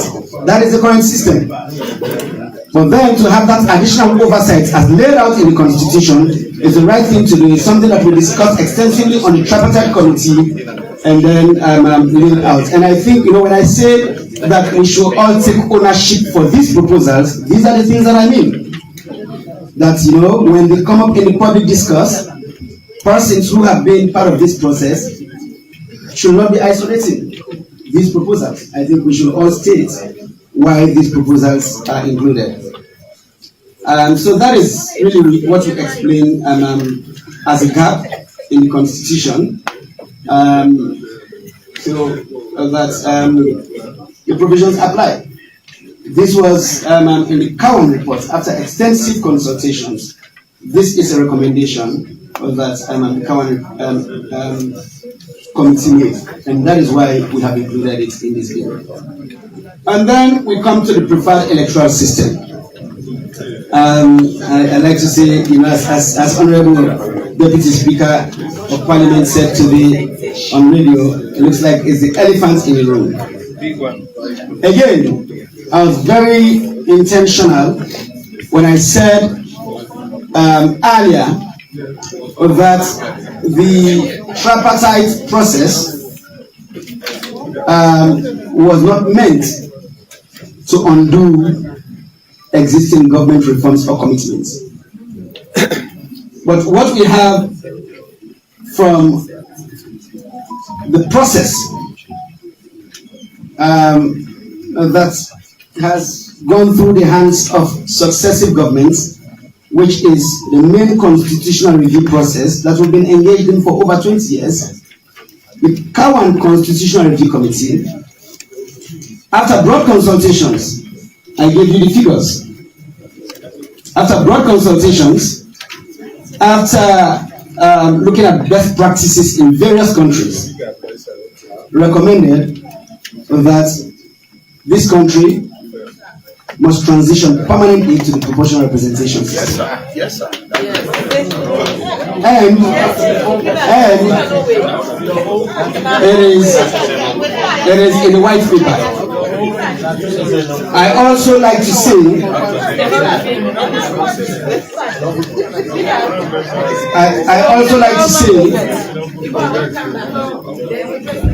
Honorable members, please, I will continue to have your attention. I also like to say that I like to go to the Women's Manifesto because it's an important document. I like to hold on to it.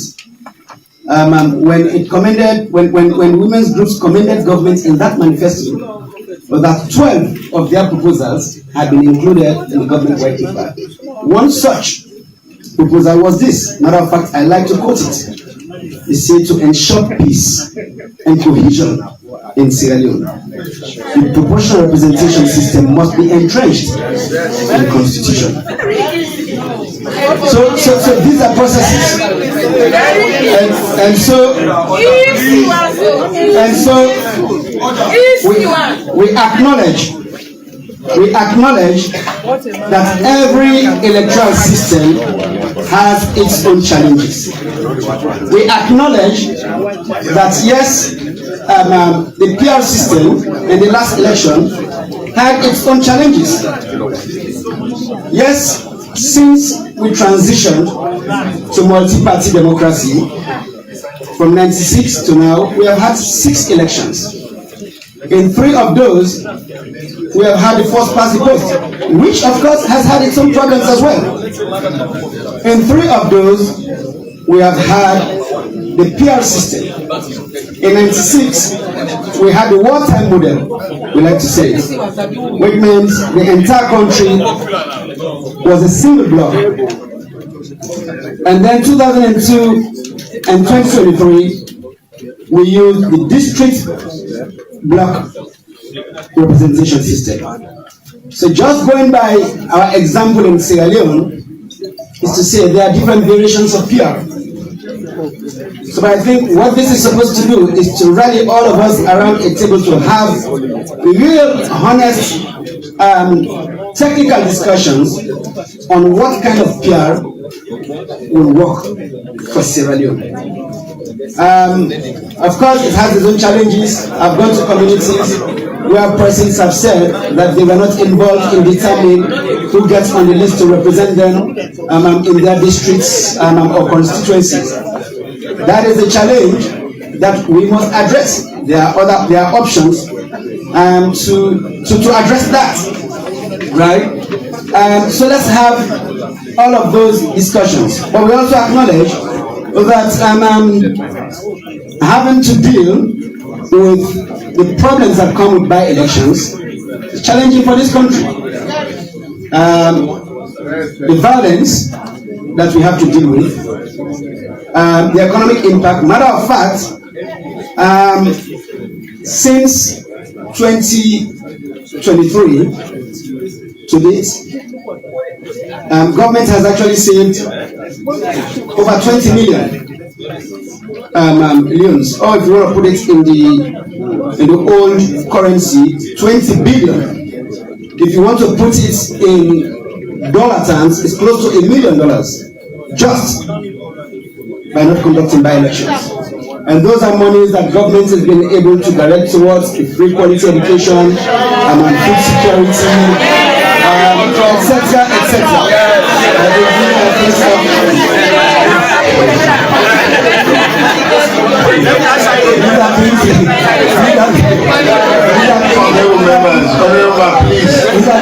Please allow the minister to finish, please.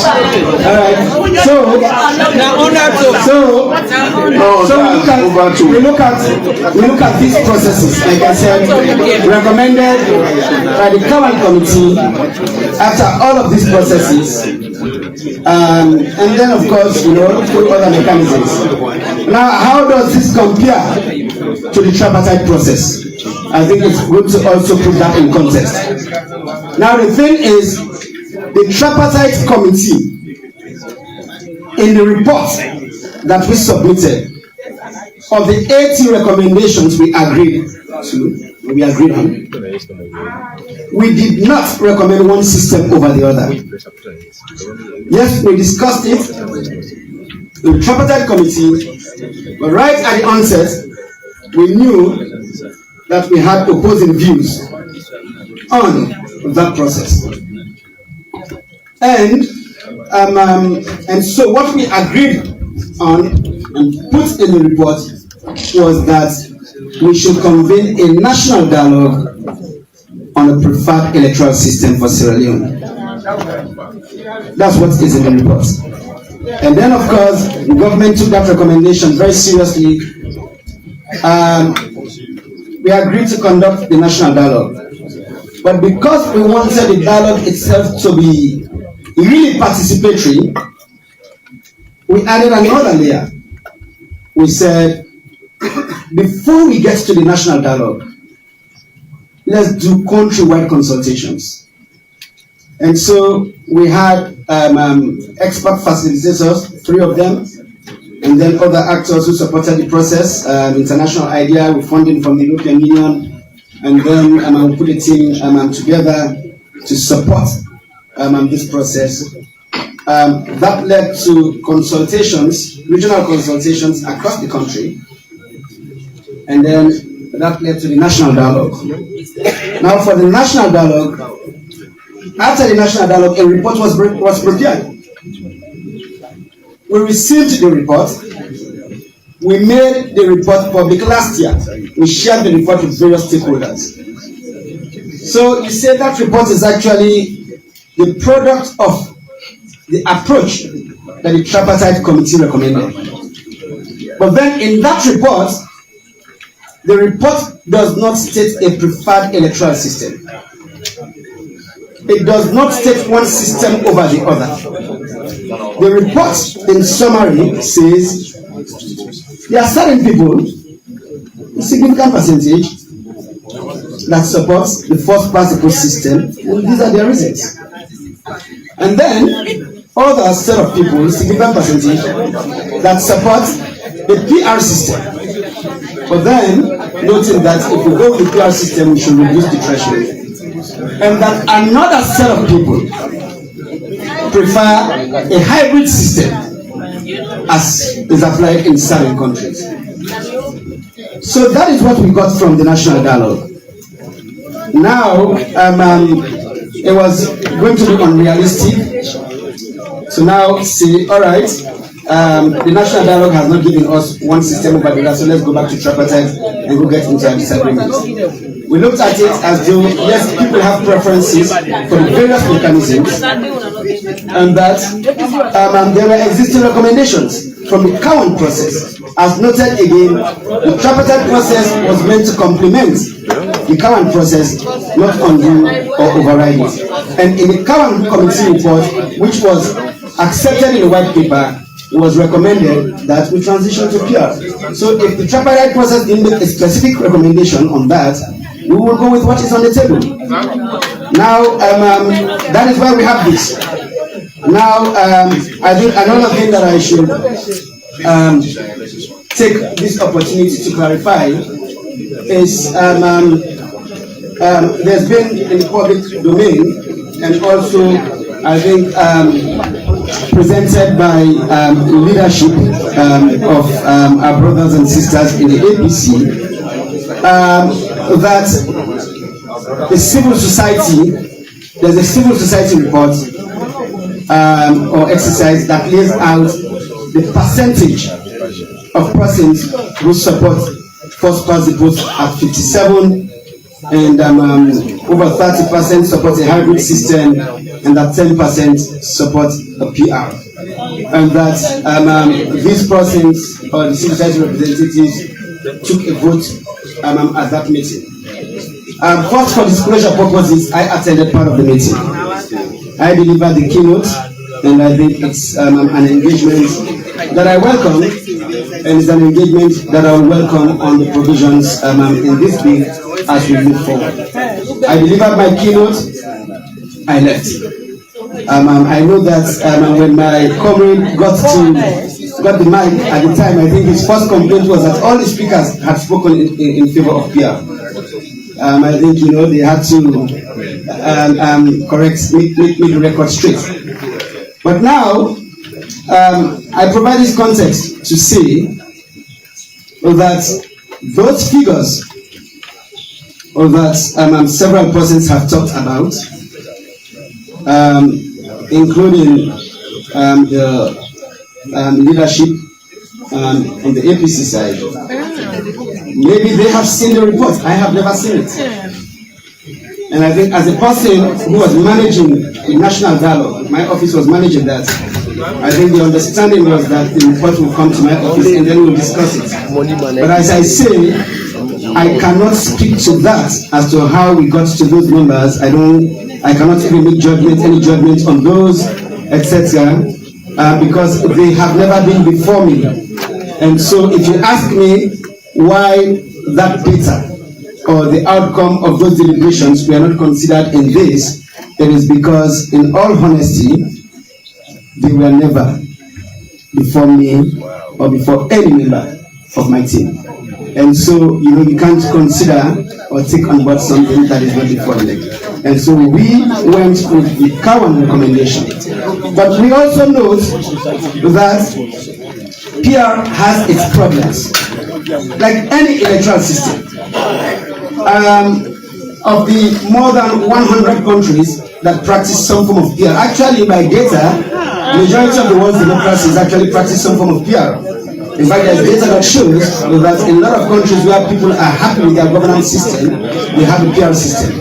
So for me, the question is, how do we, as a country, get together and discuss the PR system that will work better for us? And so that is why, because we do not have the answers, that is why we have proposed that, yes, elections will be conducted through a system of proportional representation, but we want greater discussion on the mode, the method of nomination, and the conduct of such elections. We all want to get around the table, discuss, and come up with a model that works for Sierra Leone, and then that will be prescribed in a separate law by Parliament. So yes, we've done half part of it, but then I think let us all get together and do the remaining part. But really, when you consider the processes that various governments have managed and where we are, yes, we believe that maybe we should now transition. In our discussion, we should now transition to the kind of PR that we want as a country. That is the discussion. But again, it's a proposal that we've made to Parliament. Let us all discuss it and see first if Parliament agrees that PR is what we'll go by, and if they agree, we all get a discussion as to the kind of PR that will work for this country. And this, what we have here is the provision in 76(1) on whether dual nationals can run for Parliament. Yes, both processes in Kawan and the Tripartite Committee proposed this, right? But we note that it has been a challenging subject for our members. Order, please. Order, please. If you want to have discussion different from what you are doing, please you can move out and do so. You need to listen to the presentation, and he's doing a very good job for all of us. We can use this in our debates. But undertone are so loud that you can't even understand what he's saying now. Yeah, I will be able to. Go ahead. So this was actually meant to amend Section 76 and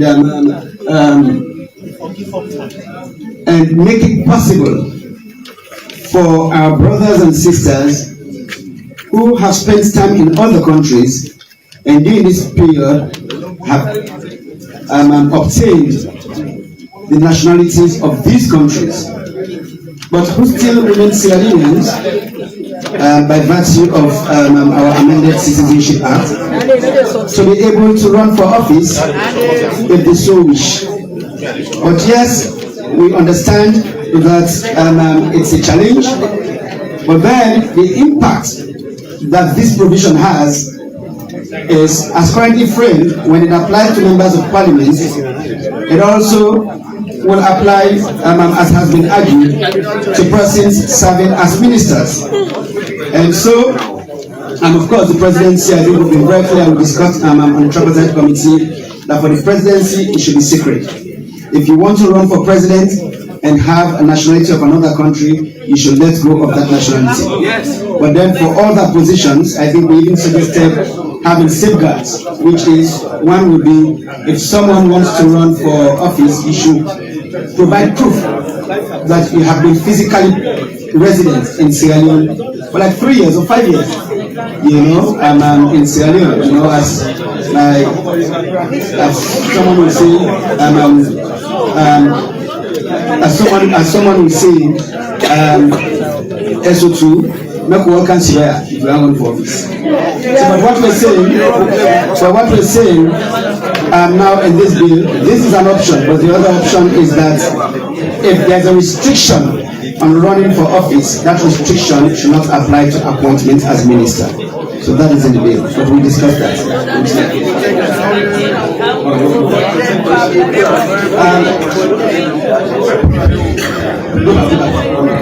Order.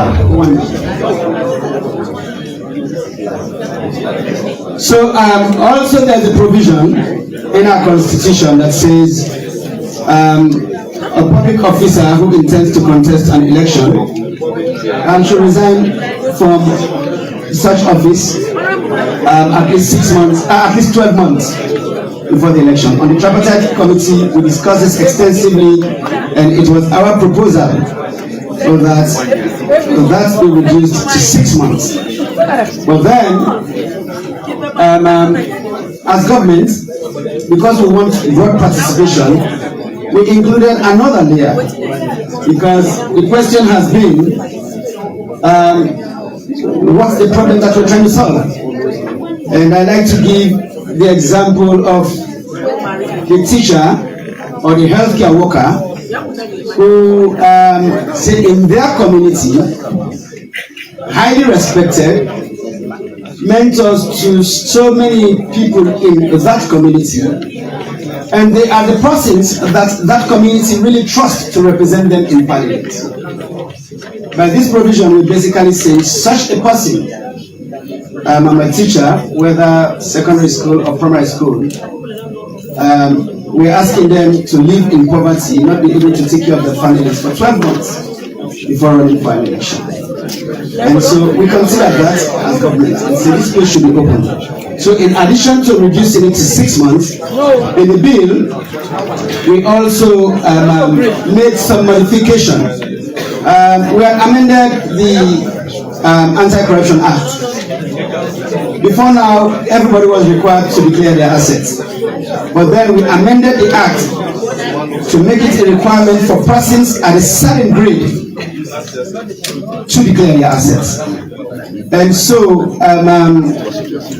we are proposing that this requirement should apply to persons who fall in that category, who by the Anti-Corruption Commission Act are required to declare their assets. But other persons who are below such grade and are not required to declare assets, such as like a teacher or healthcare worker, this provision should not apply to them. That is the proposal that we have made. On the tripartite committee, we also wanted to make emphasis on the neutrality of security forces during elections. And so that is why we proposed an inclusion of language in sections 155 and 165 of the Constitution having to do with the security forces, the police and the military, to say, one, in the exercise of power and their powers, they will not act in a partisan manner, they will not further any interest of a political party or cause, they will not prejudice a political interest or political cause that is legitimate under this Constitution. So that has also been proposed as an amendment.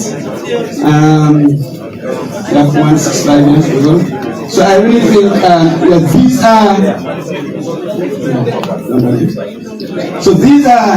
the proposals that we have worked with our drafting team to put in this bill. And as I say, they are from these two sources that I've explained. And I'd like to close by emphasizing again that this is a bill. It is a bill for a reason. It is not a perfect document. We want to have broad conversations. We want to have broad discussions and really make sure that what comes out of Parliament is significantly better than what we have submitted to Parliament. I think if we all work together, we can make this something that will work for Sierra Leone and we will really strengthen our governance and electoral architecture in this country. Thank you, Chairman and leaders of the Thank you very much. Thank you very much.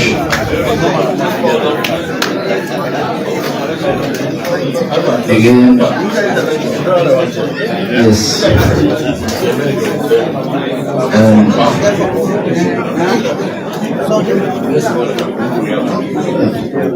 Now with I'm happy my Archbishop is here, because at this point I think I would like to quote from the Bible. I think Matthew 22:14. Many are called.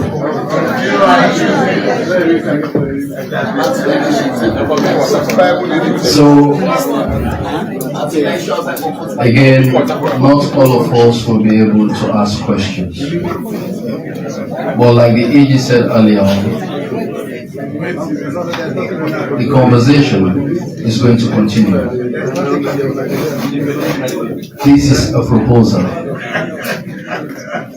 It's our collective responsibility to make it a document for the people of Senegal.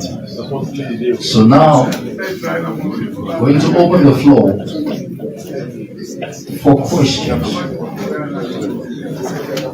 And we want to encourage MPs, because earlier on I told you to carefully take your notes. And this is the time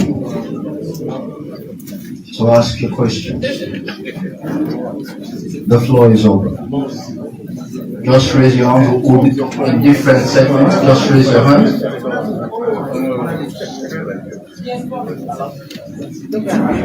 Mr. Chairman. Mr. Chairman.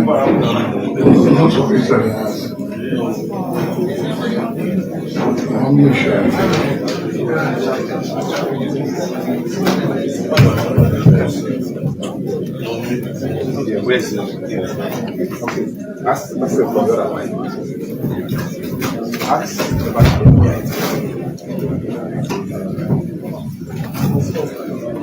Yes, I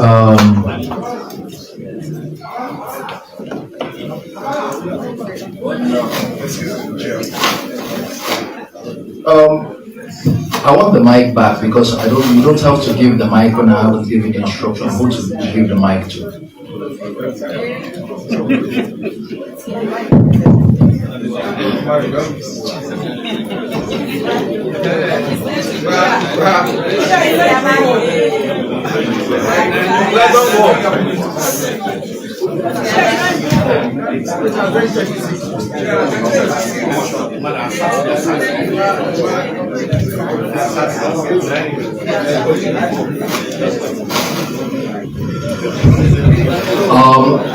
I'll be mixing it. MPs on the left, and of course key stakeholders on the right. So I'll be mixing it in that particular manner. Yes, the chairman, PPRC.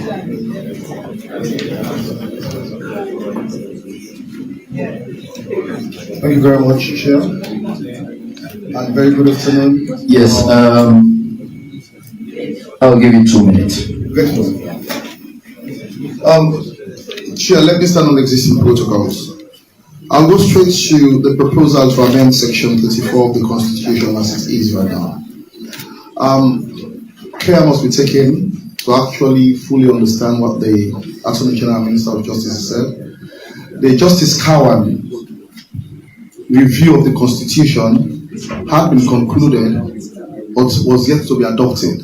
And between that time and today, we had our act, the Political Parties Act, repealed and replaced in 2022. You realize that the change of name for the PPRC was a desire to actually give it regulatory powers.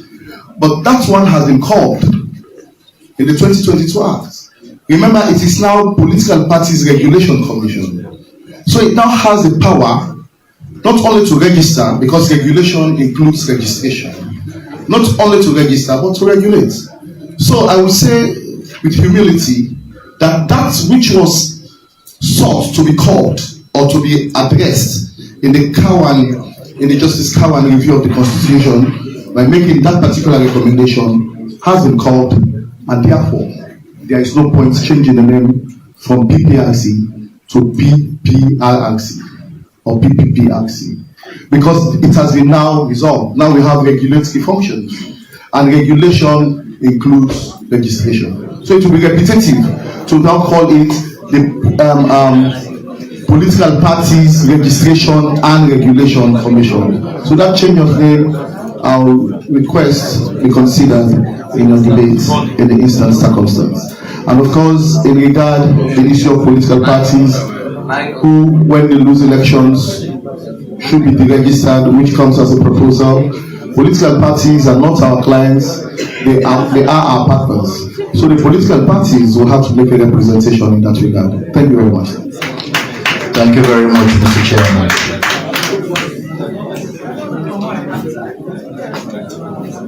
I've taken one from this end now. I need to go to members of parliament.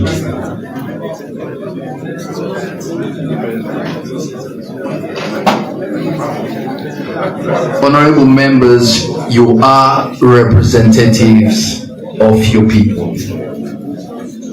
It's a bit strange that I haven't seen your hands up. Honorable Timbo.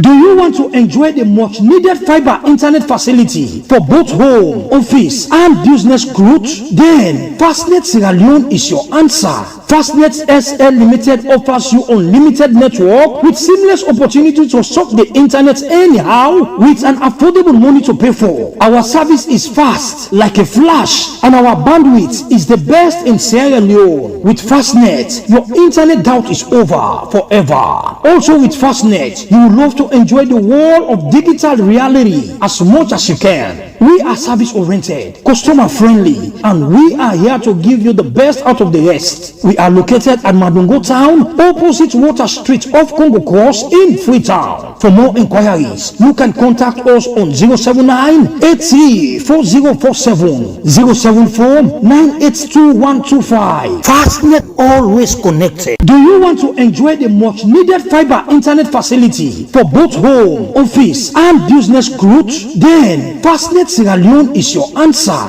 Fastnet SL Limited offers you unlimited network with seamless opportunity to surf the internet anyhow with an affordable money to pay for. Our service is fast like a flash, and our bandwidth is the best in Sierra Leone. With Fastnet, your internet doubt is over forever. Also with Fastnet, you will love to enjoy the world of digital reality as much as you can. We are service oriented, customer friendly, and we are here to give you the best out of the rest. We are located at Madungo Town, opposite Water Street off Congo Cross in Freetown. For more inquiries, you can contact us on 079-834047, 074-982-125. Fastnet, always connected. Do you want to enjoy the much needed fiber internet facility for both home, office, and business growth? Then Fastnet Sierra Leone is your answer. Fastnet SL Limited offers you unlimited network with seamless opportunity to surf the internet anyhow with an affordable money to pay for. Our service is fast like a flash, and our bandwidth is the best in Sierra Leone. With Fastnet, your internet doubt is over forever. Also with Fastnet, you will love to enjoy the world of digital reality as much as you can. We are service oriented, customer friendly, and we are here to give you the best out of the rest. We are located at Madungo Town, opposite Water Street off Congo Cross in Freetown. For more inquiries, you can contact us on 079-834047, 074-982-125. Fastnet, always connected. Do you want to enjoy the much... You said, I haven't seen in my copy the one I printed myself as well as the one that was given to us. We just want to know whether the one that has been circulated is the final version. For instance, section 35 that talks about deregistration of political parties. I haven't seen that in the bill that I have. You want to register your party? Proceed. And finally, I want to make legal reference to what the Minister of Justice also spoke about, entrenched clauses, particularly 108(3) of the Constitution. And I want to say I beg to differ in saying that while the bill will still be presented to the President, but the provisions that are entrenched in the Constitution will not. By the letter of the law, that is not what section 108(3) says. Section 103, Section 1083. With your permission, I'll read. It's very clear. Section 1083. I read. A bill for an act of parliament enacting a new constitution or altering any, the emphasis is on any, of the following provisions of this constitution. I don't want to repeat all the sections, but you spoke about section 85, 87, which are entrenched clauses. And it says, shall not, that's the bill, shall not be submitted to the president for his assent and shall not become law unless the bill, not unless the provision, unless the bill. The bill is one holistic document. It is not a provision. Unless the bill, after it has been passed by Parliament and in the form in which it was so passed, the bill in its entirety, in the form in which it was so passed, has, in accordance with the provisions of any law in that behalf, been submitted to and been approved at a referendum. This does not refer to a section. It refers to the document in entirety. So I understand what the leader of the opposition is saying. We will kick against any provision that touches or concerns entrenched clauses in this bill, because this document should be taken in its entirety, and this is my submission. Thank you.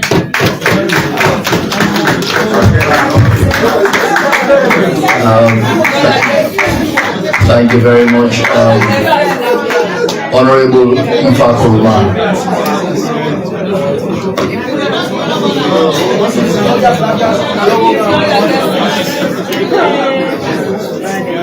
Thank you, Mr. Chairman.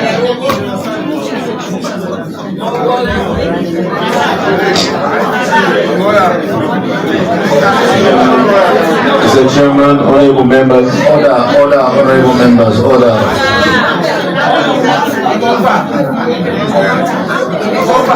We definitely want to appreciate this document that is in front of us.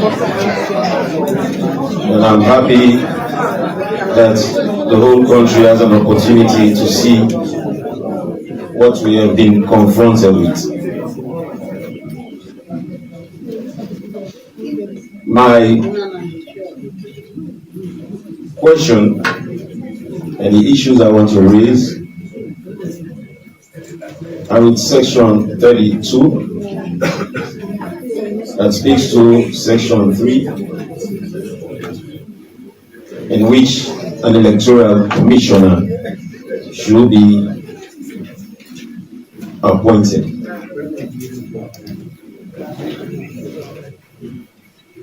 We know with elections in this country, we know there are issues that are very political. And I always hold this view that to fix a political problem, we need a political prescription. So, in recommending electoral commissioner to the president, it is a political problem that demands a political solution. Though we believe that interreligious community should be included, though we believe that the Labour Congress should be considered, though we believe that youth groups and women organizations should be considered, we also believe that politicians and political parties should have a say in the recommendation of an electoral commissioner to the president. We cannot leave politicians out of that equation. So for us, I believe that is something that needs to be revisited and reconsidered, so we can have something that's cool in the future. That cool in the future will not be controversial, because we know as a country we all have respective political lenses, and if that is the case, we can choose respective people in all these organizations, but they possibly will have one political lens. So that is why it's imperative that we consider including political parties in this equation, because this law should be able to stand the test of time. The second part of this one, Mr. Chairman, is the area that has to do with census before elections, or what census results we should be using. I'm glad the Minister, the Attorney General, Minister of Justice, said they are open to proposals. And it is critical, because now we know we have a census that is going to happen 2 years before elections. And we've not had a census, a national census, since 2015. Though we had a midterm census, but we can recall that in that midterm census, it was not accepted by even ECSL at the time when the Public Elections Act came, or the bill came to Parliament, which caused the ECSL to recommend that we have a prescription for that election, in which there was an average done for the people that were counted.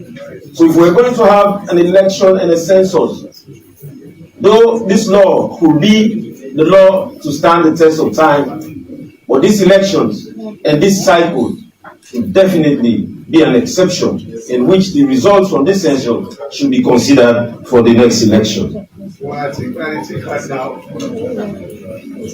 And I must go on record to state that the APC has fully supported the census, and the APC will fully support the census.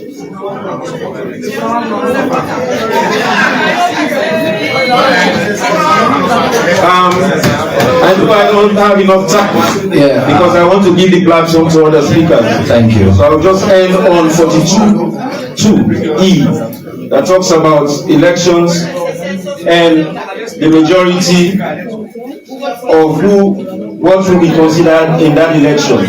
So for the 2(e), for the listening public, it states that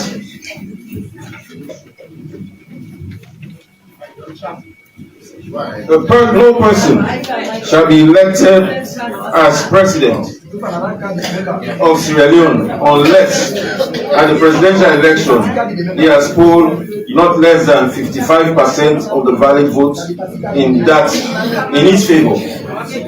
At the presidential election he has polled not less than 55% of the valid votes in his favor. There's a common saying that says, if it's not broke, don't fix it. The 55% is not broken. So let us now endeavor to change that. Because the 50 plus 1 and the 20% as proposed in this bill has other rooms for other issues that we will struggle with as a nation. So definitely, I believe that the 55% will allow even political parties to come together, though this bill is also proposing the registration of political parties, which the APC do not support and do not agree with. We believe all political parties should have a say in the elections of this country, especially it has to do with representation. We believe 55% should be the one that should stay in the books, and 50 plus 1 and the 20% will not be one that will stand the test of time. And it will not even survive under the PR, which I believe somebody else will talk about. Thank you, Mr. Chairman. Thank you very much.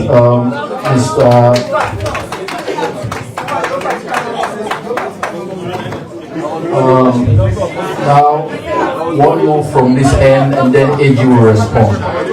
Yeah?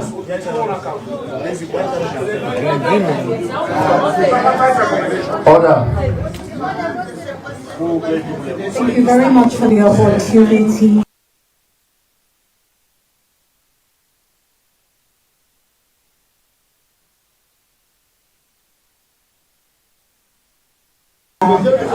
Making us be part of these. Order, honorable members. Thank you for making us be part of these deliberations. Actually, being here, I am more reassured that we're going to have a constitutional review process that is transparent and that is open, indicated to us that we're going to have a constitution that is based on consensus and consent. We're going to hold you to that promise. Now, I am not going to go into the position statement of Iraj because I know that you already have it, and the AG has already promised and the clerk has already promised that you're going to look into it and take some of it into consideration. I just have some observations based on the presentation of the AG today. I would like to draw your attention that contrary to your presentation on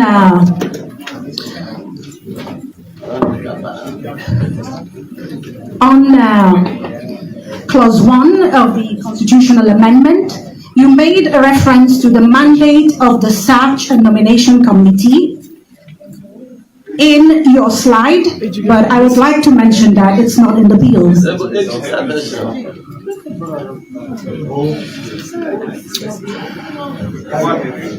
Should I repeat? I know that you made mention in your slide of the mandate of the Search and Nomination Committee, but that is not mentioned in the bill.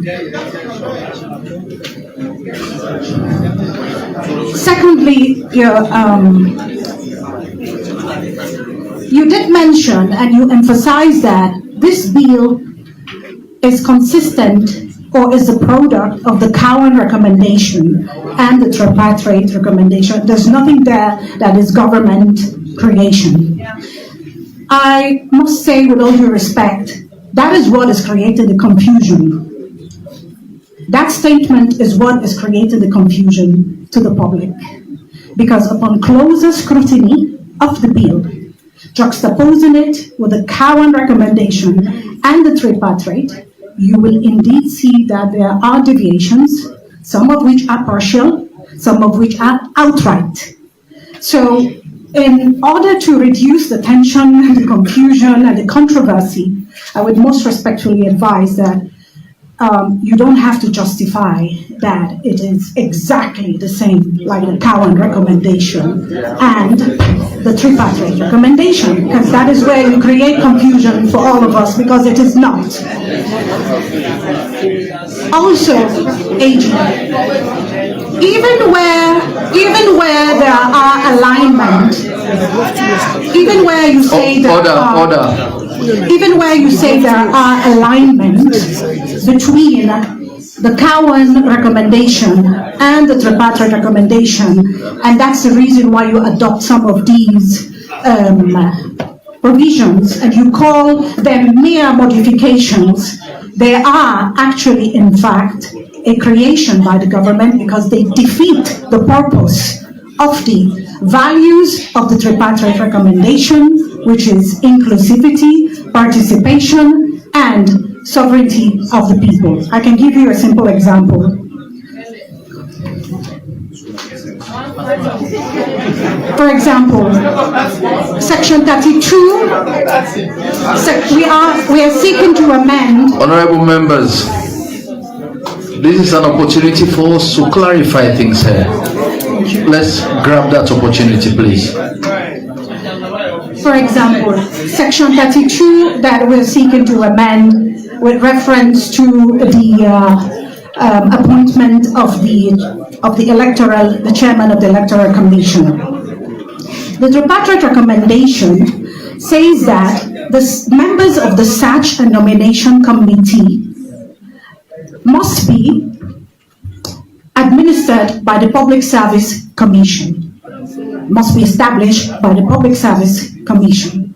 However, we have given the power to the President to appoint which means even though it is partially aligning with the tripartite recommendation, it is deviating from the intent, which is to reduce the discretion of the president and to insulate the Chief Electoral Commissioner from executive interference. So when we say that it is not government creation, we should be careful, because if you change the rationale behind the recommendations and the intent behind the recommendations, it comes across as an imposition. And one last observation that's got to do with clause 9 and 11 of the bill, quickly. They seem to contradict each other. On the one hand, the AG has explained here that we are not introducing a new ground to remove the president when he is expelled from a party or when he resigns from a party. But it is categorically there in clause 9. It seems like that is what we're doing. We're increasing another ground or adding another ground for removal. Yet, clause 19, which talks about the vice president, which is similar to clause 9, says that it should be subject to section 51 of the 1991 Constitution. And by the way, that recommendation is contrary to the Cowan report and is also not in the tripartite recommendations.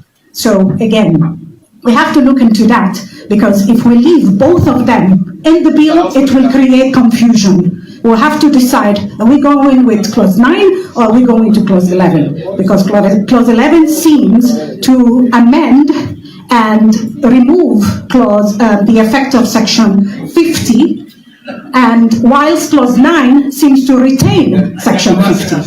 Thank you very much. Thank you very much, and I'll now call on the AG to respond.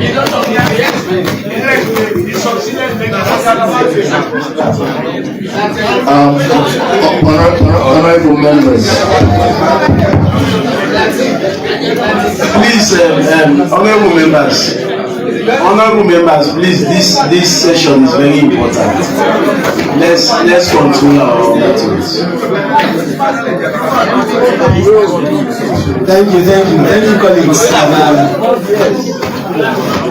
I'm hoping that we will have. Hold on. Again, this is a gentle reminder that we're representing the people of Sierra Leone. We can't bring all of them in here, but some of us are privileged to be here representing them. Let's represent them to the best level. Thank you. Thank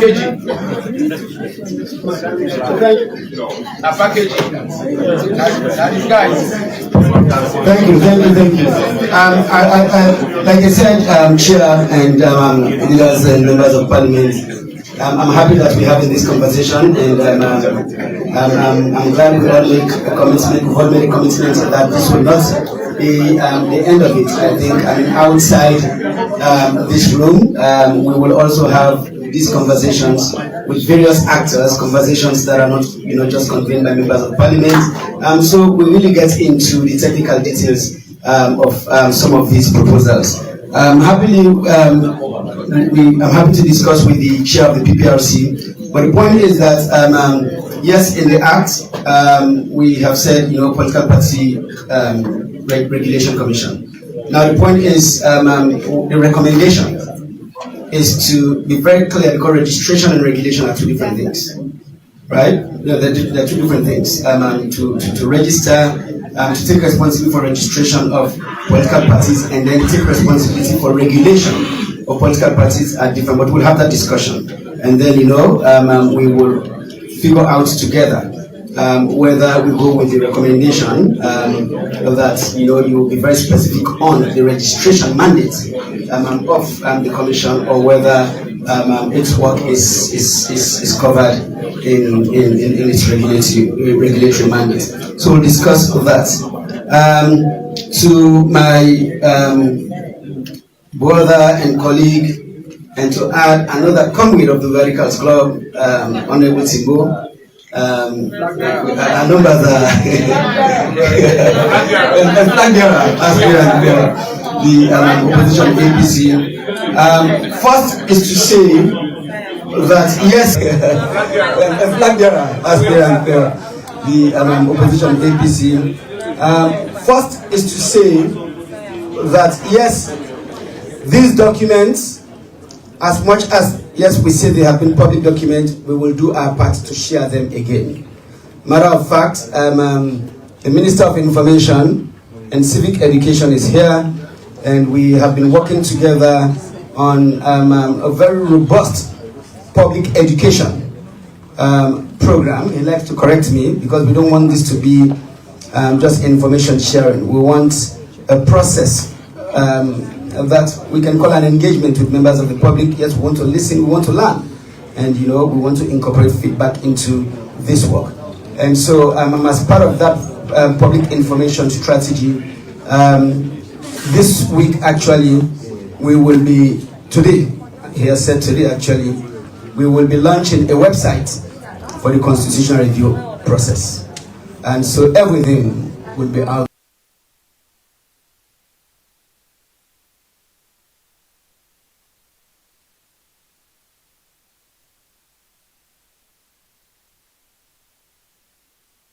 Documents that we have referenced here will be out there, and so you have our word that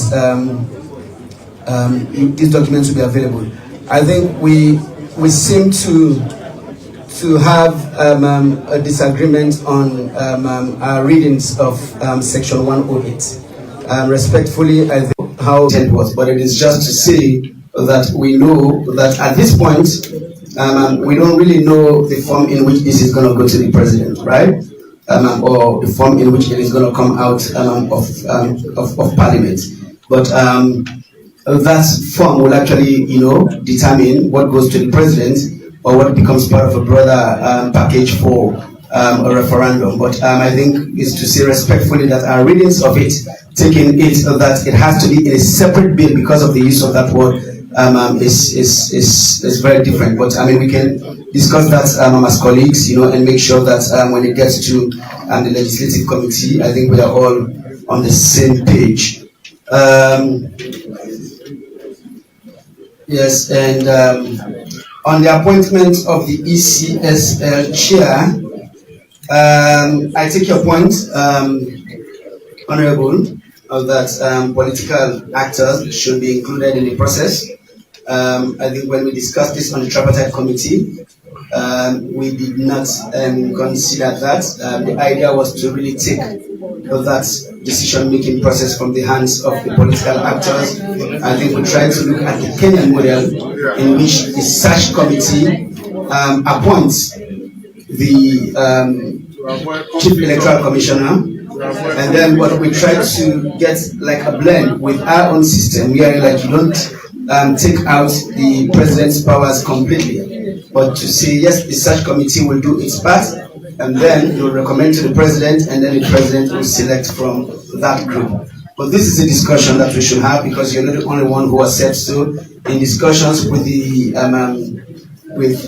other political parties, the all political parties association, or let's say the other 15 political parties, they also expressed the same concern that political actors have been taken out of the process. So I think this is a discussion that we should have, and again, I emphasize that is why this is a bill. I mean, all of these discussions should really enrich, the outcome of this exercise.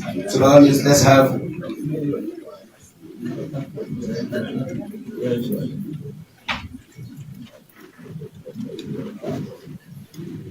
So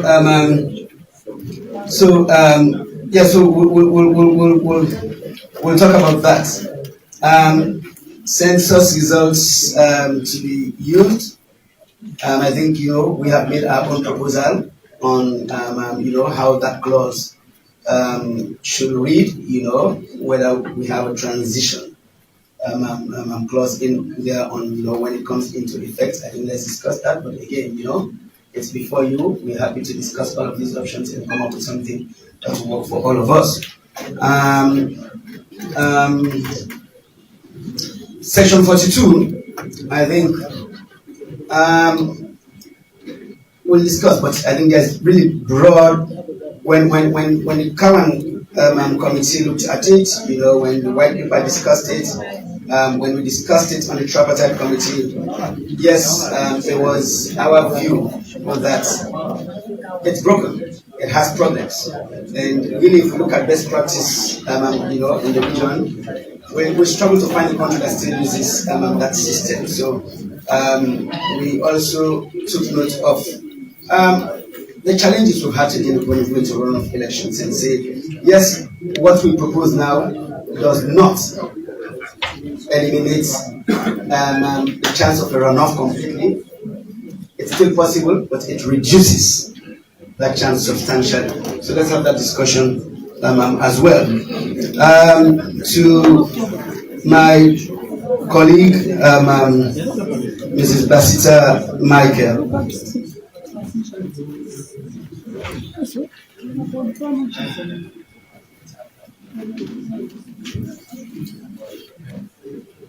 So, I think I like to say respectfully, when we have audiences that listen to us, I think it is good to do our part in getting the information right that we send to them. Because in this day and age, you say one thing, yes, just like me, right? I say certain things, people will question. But then there will be people who will move on with that. So when we say certain things and try to state them as authoritative positions, I think we should be careful. What you state about doing this, I can't quote the exact words, but within the Public Service Commission, the process that will be set up through or within the Public Service Commission, that is not true. That is not what recommendation 36 says. 36 talks about yes, the search and nominating committee for the appointment of Electoral Commission and chair of the PPRC, right? And talks about 9 processes, including one from each. It lays out Interreligious Council, Bar Association, Civil Society, Labour Congress, Sierra Association of Journalists, Women's Organizations, Youth Groups, and the only mention of the Public Service Commission is that the search and nominating committee to be supported administratively by the Public Service Commission. I think let's be very clear the way we put this. It is an administrative support. The Public Service Commission doesn't even have any role in the constitution of the body. So let's try not to give that impression to members of the public. It only says the search and nomination to be administratively supported. It's just to provide an administrative support. It has nothing absolutely to do like its constitution and the way it carries out its mandates, etc. It's only to provide administrative support. So I think let's be very clear on that, and I think let's be very careful in the way we communicate these things. I still want to say, in the spirit of the same comments that I have made, the way we communicate this to other people, I like to hold myself accountable. And I have been very clear. The moment this was put together, since last year, I started saying that a few of the proposals have been amended. I was very public about that. These are not things that have taken place in hiding. And yes, you might say that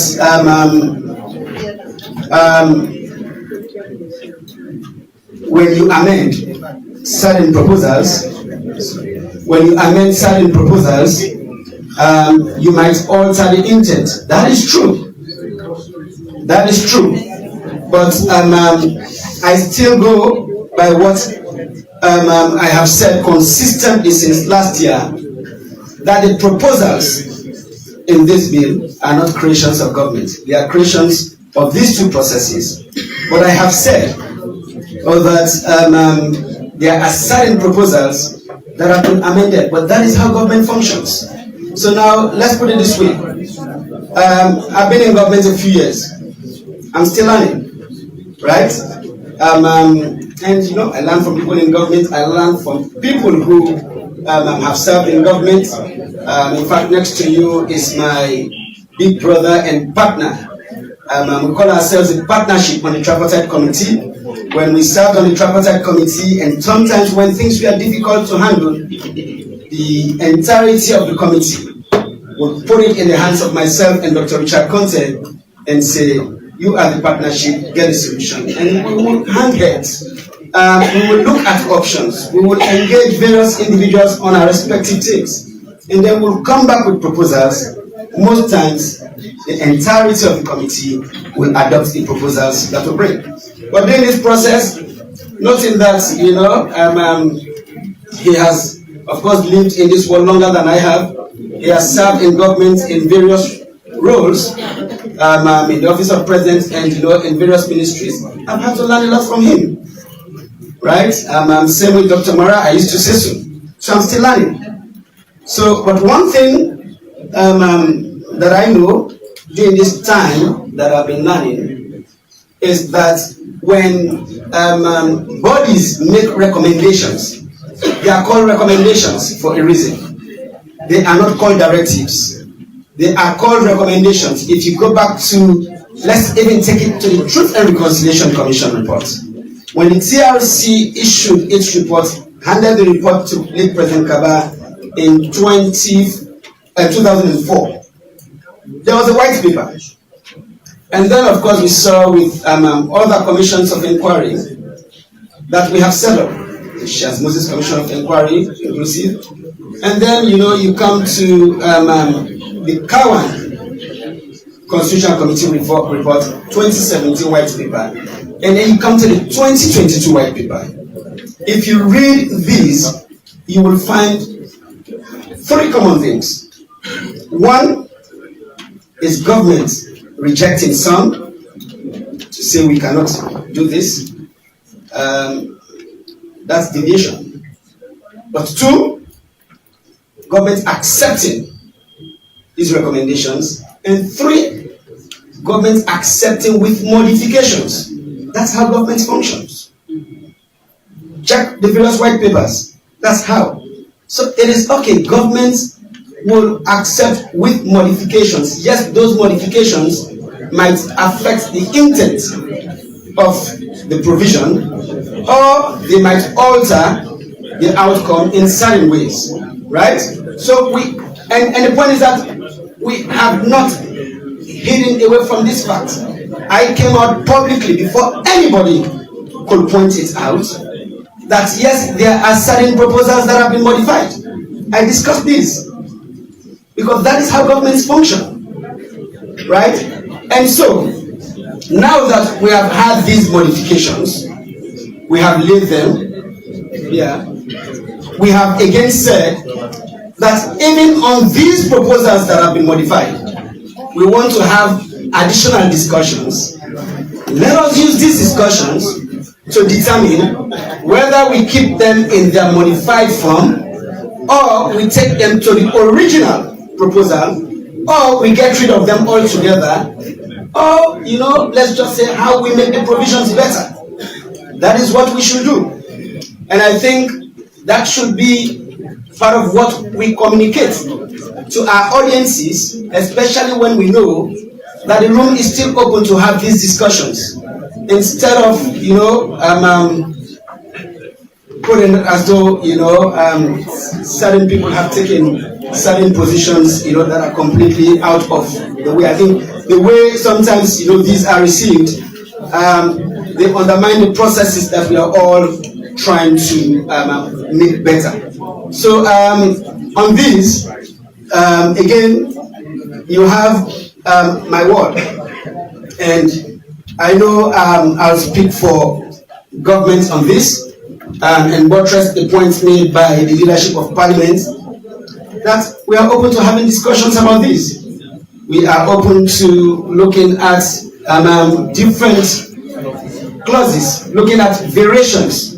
There are proposals here from the tripartite and common processes that we might even want to review and make better. So let's have these discussions. I think it's an opportunity for us in government to learn from you.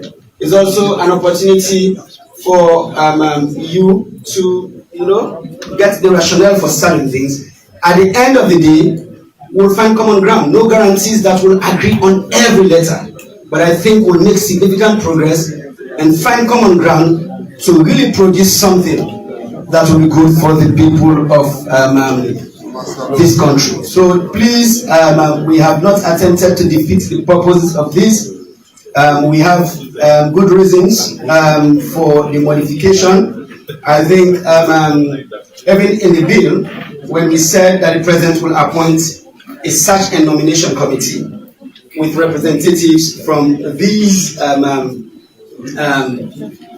various bodies, yes, maybe we need to make the language more direct and say these bodies will nominate their persons, right? Maybe that's what we need to do.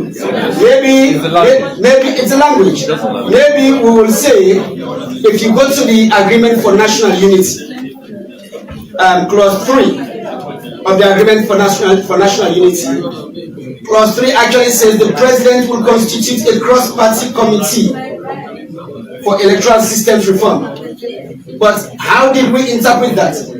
The president actually asked the opposition to submit their names. That is what happened. It did not translate into the president making the individual appointment. So clearly, yes, let's not leave it open to ambiguity. Let's make it better, and so we'll work together. But yes, grateful for your feedback, for your very kind comments, and really happy to work with you on this. Thank you very much, AG.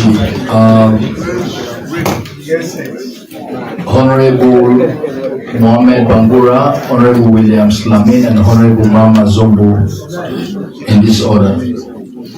Thank you, Mr. Chairman. First of all,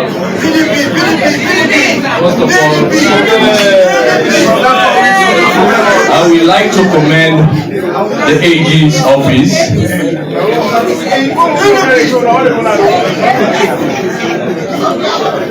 Am I protected? You only use that protection if you talk beyond 2 minutes. First of all, I would like to commend the AG's office because this bill is less controversial. We have seen it. But let me order honorable members. Let me bring you section 42. 1. A presidential candidate shall either be nominated by a political party or an independent candidate.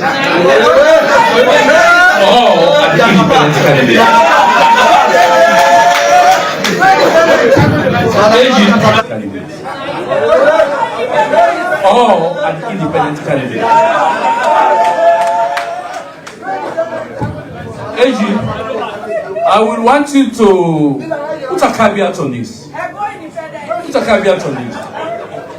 That provided such individual was not a member, a registered member of a political party for 2 years. 2 years. For 2 years.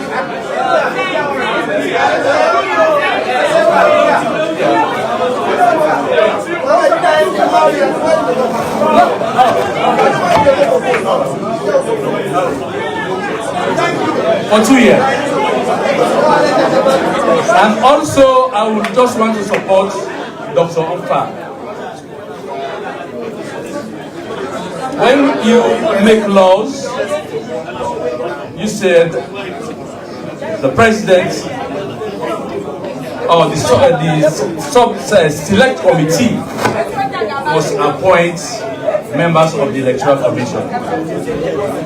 But you fail to bring the most important players, members of political parties.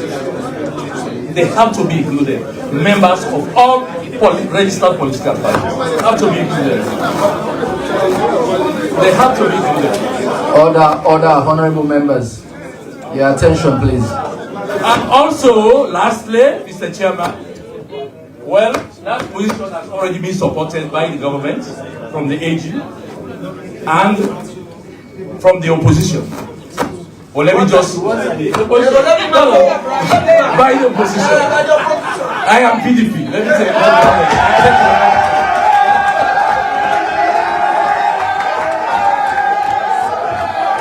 Order, honorable members. You know what, Mr. Chairman? I'll wait for you. Thank you very much. Honorable Williams Lamin. Remember you have 2 minutes. Thank you very much, Mr. Chairman. Mr. Chairman, members of the high table, I stand on the existing protocols. I want to take this single opportunity to say thank you, AG, for the concerted effort in putting this document together. But my concern here is clause... Order, honorable members. This clause 8, section 43 of the Constitution. On the side note, it says period during which presidential elections shall take place. On clause 43(1), the presidential elections shall be held on the second Saturday in November in every 5th year.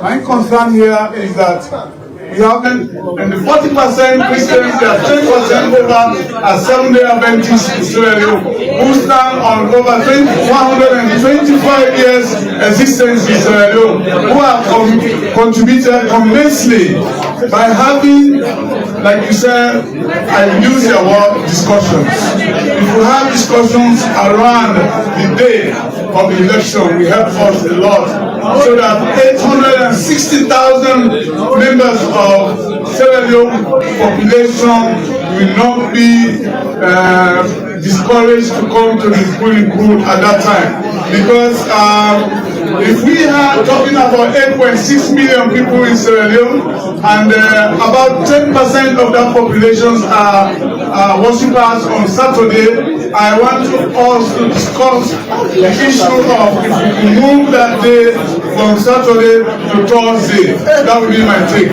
Thank you. Thank you, honorable member. Your point is well noted. No, in the first order, earlier on I said Honorable Mohamed Bangura, Honorable Williams Lamin, Honorable Mama Zombo, then I'll take different, I'll take other set of people. Yeah. Thank you, Mr. Chairman. All protocols observed, I would like to comment on section 76D, which speaks of the qualifications for being an MP and those that will exclude you from being an MP. I would kindly ask the House to look at the rape and sexual abuse part. I think it should read sexual offenses, because sexual harassment is a major form of, it's a crime. And there are people who harass women, particularly. That is a crime. So it has to be sexual offenses. There are different kinds of sexual offenses. So let's not limit it to just rape. Women and men also. And I would also like us to look at cybercrime. Cybercrime, this is criminal. And if someone has committed cybercrime, that person or consistently commits cybercrime, that person should not be a member of parliament. And also, contempt of parliament. If you are in parliament and you have committed contempt of parliament severally, then you are not qualified to be a member of parliament in the other section. Women and men. I'm speaking about women and men. And Also, drug-related offenses. If you have been convicted of drug-related offenses, then you are not fit to be a member of parliament. That can exclude you. Secondly, I'll speak of the PR system, section 74, subsection 1. I am calling on all women to support this section, this addition. We are here today, and this sudden surge is because of the PR system. Majorly because of the PR system. So this is not about party issue. This is about us being here and more women being here. We want to have up to 60%, if possible, of women in the House of Parliament. We have already set the stage. We have set the stage in Africa, globally. So we want to continue being here and have more women here. Let us support the PR system. We have set the stage in Africa, globally. So we want to continue being here and have more women here. Let us support the PR system. Don't even look at the back. We are not going to rely on back. Let us support women, please. And men who are she for his or he for she's. He for she's supports us. The PR system's advantage is big. And apart from it being a peaceful system, because we have seen peace, there is no problem with replacing people in parliament.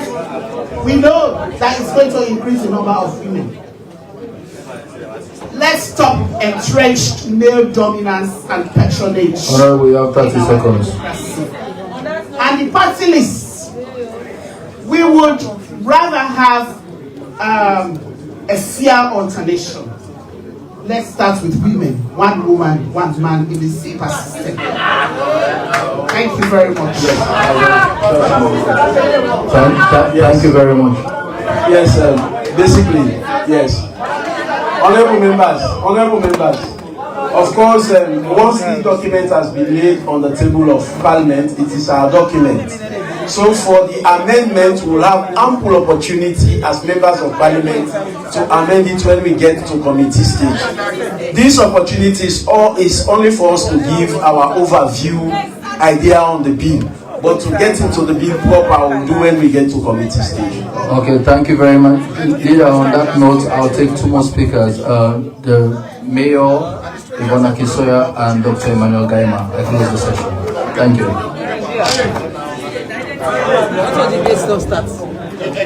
Thank you very much. AG, let me use this opportunity to thank you for an excellent presentation, very detailed, and to say thank you to the Parliament for providing this opportunity for us, the members of the public, to be part of this pre-ledge event. One of the things that's been said by the AG a number of times today is that government has the imperative or the prerogative, shall I say, to make their own decisions, to take recommendations, either take them in full, reject them, or tweak them. I'm really pleased that we have a system of governance wherein we have a legislature who, as parliamentarians, are representing their people right across this country. They also have the objective, or they have the opportunity to take what government has presented and to make changes. So we expect that this is going to be a process, as Chairman has said, as Leader of Parliament has said, and as Honourable Abdul Karim, Leader of Opposition, has really put on the table, that we're going to have a fair process. When it comes to the vote, we know that 108 says 2/3 of members of Parliament dressed properly.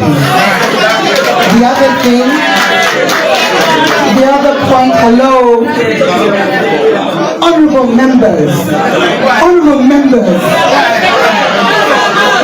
if I may, Mr. Chairman, the other point that I'd really like to make, AG. Order, please. Order, honorable members, we are rounding up now. You said the elephant in the room. You said the elephant in the room is the PR. It's the PR. It's the elephant. You're quoting the Deputy Speaker. The elephant has a twin elephant. The other elephant in the room. Honorable members, okay, hold on. Honorable members, please let's pay attention. Again, it's please let's pay attention.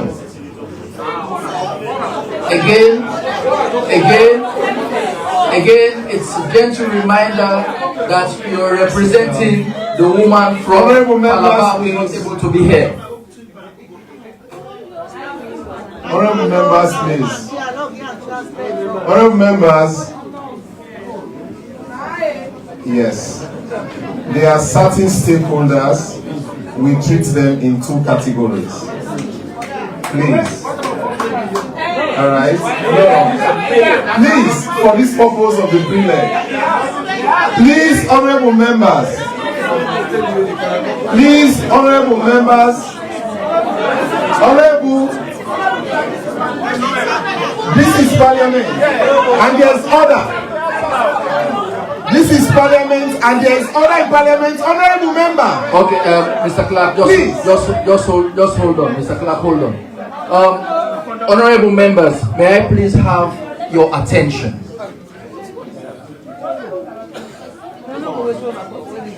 I don't think this is so difficult, especially in the interest of our people. All we need to do, let's just pay attention.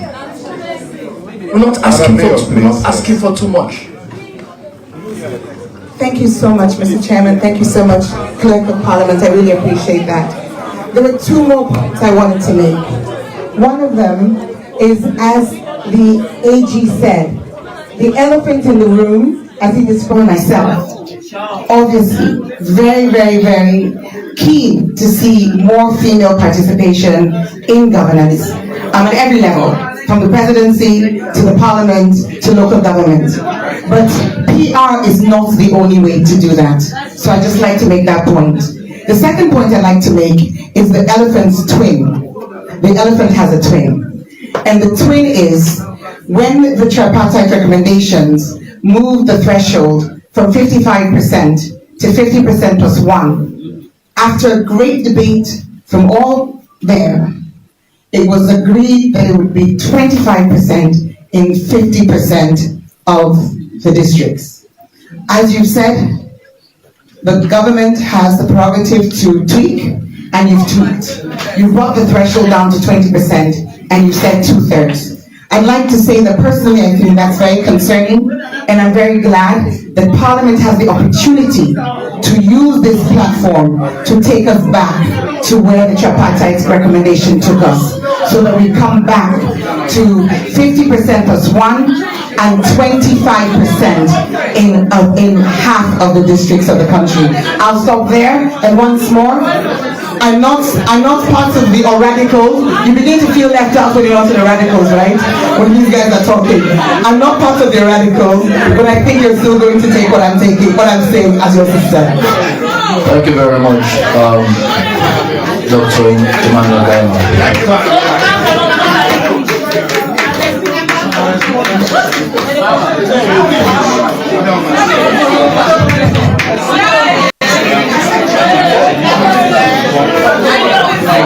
Honorable members. Mr. Chairman, the National Parliament, Honorable members. Mr. Chairman, the National Parliament, Attorney General. Hold on. Again, honorable members, I'm pleading with you. We are almost there. And Mr. Chair, I am following the comment on the live, and the public is so disappointed that on such a crucial bill, members of parliament are so laborious. Please, members of parliament, let's listen to the contributors. This bill belongs to us. We have a lot to say. We have a lot to do. That's exactly what we're trying to do. But then again, we have to conduct ourselves in a way that the strangers will be willing to trust us with their information.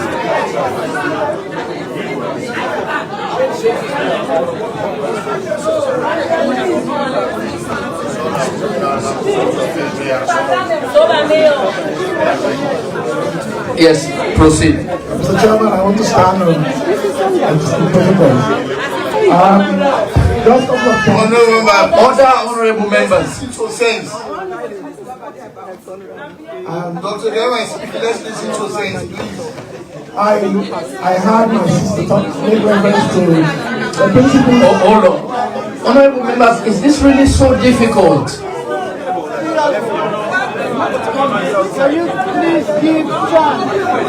Remember, we are all leaders. We're representing people from different districts. They are watching us on TV. If we can't pay attention to each other, how can we represent them? Proceed. Chairman, reference was made to certain principles.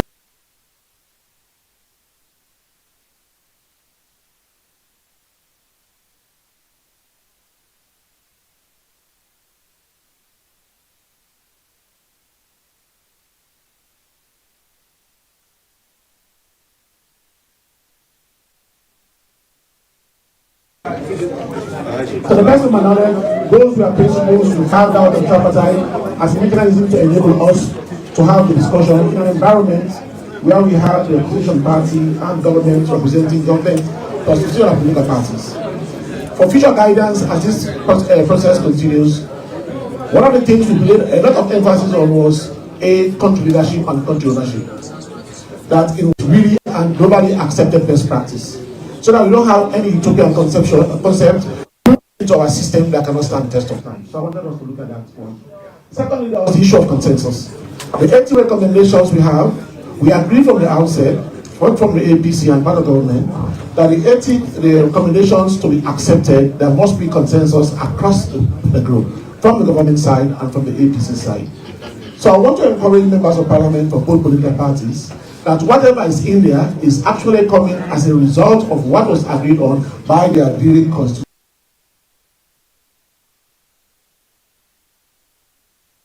We assume that those people who are representing government, including my humble self, we are representing all our 50 political parties. And the third one, which is really very critical, whenever we had issues that became extremely contentious and it was difficult to arrive at consensus, we differed. We said there should be consultation, government was consulted. And that was the leading process. We recognize the leadership role of government. But in the interest of the state and governance, we assume that those people who are representing government, including my humble self, we are representing all our 50 political parties. And the third one, which is really very critical, whenever we had issues that became extremely contentious and it was difficult to arrive at consensus, we differed. We said there should be consultation, government must consult. And that was the leading process. We recognize the leadership role of government, hoping that government will lead on the process. In the last couple of weeks, I've been hearing positions being articulated that CSOC. There was not a single time that would define that. And so I just want to guide, as we go forward, that we have to define within government what is consultation. In terms of what is consultation, what is the minimum threshold, what happens when there is an agreement, and this is something I want to assure this House that government is working on speedily. Thank you very much for your attention. Thank you very much. AG,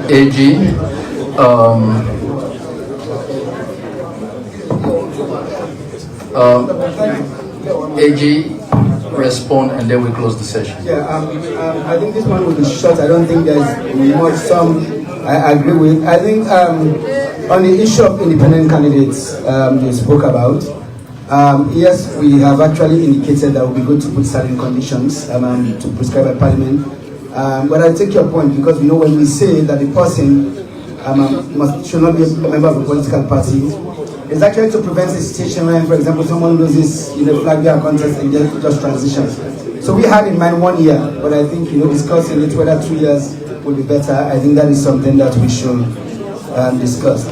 The date for election, Honorable, let's discuss. But I think previous elections have taken place on Saturday. But certainly, maybe the last election I think happened on Saturday. But let's discuss by all means and see what really works for the country. I agree with Honorable Zeno on the PR, and yes, Parliament can discuss whether they expand the scope of disqualification. And then, of course, today I have had a lot of discussions about the PR and why. I think, that I have laid out here. Like I said, no one system is perfect. But since we have mechanisms that have recommended PR and routine practices in other countries, I think let's have a detailed discussion on the kind of PR that will work for this country. That is why we've not prescribed any.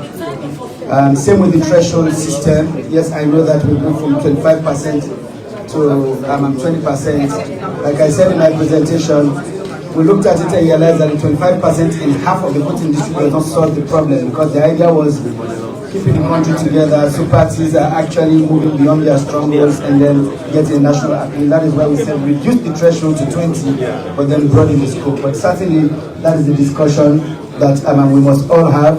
But whilst I have the mic, this is really, I just want to use this opportunity to thank the chair of the Legislative Committee as well as the leadership of Parliament for the opportunity to do this. And I want to also thank all of you, members of Parliament and our civil society partners, other members of the audience.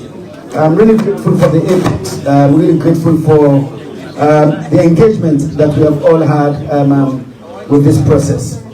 This is exactly what we anticipated. This is what we want, so that we can get something that works for this country. Again, nothing is set in stone. These are proposals. In some areas, there might be maybe interpretation issues or challenges with drafting or formatting, but let's all discuss and see. And really we'll find out that maybe, the intent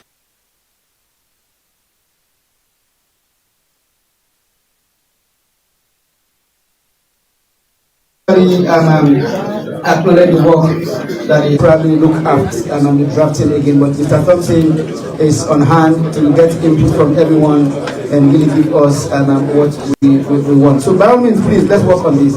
But I also want to especially acknowledge the work that the Tripartite Implementation Secretariat is doing on these reforms, as well as other recommendations that fall within the 80 recommendations in the Tripartite report. Strong support on these reforms. We'll continue to do this work. They will also open their doors to engagement on this reform, as well as on other aspects of the Tripartite report. Really deeply I'm grateful for your time, and please, let's do this together for the people of Sierra Leone.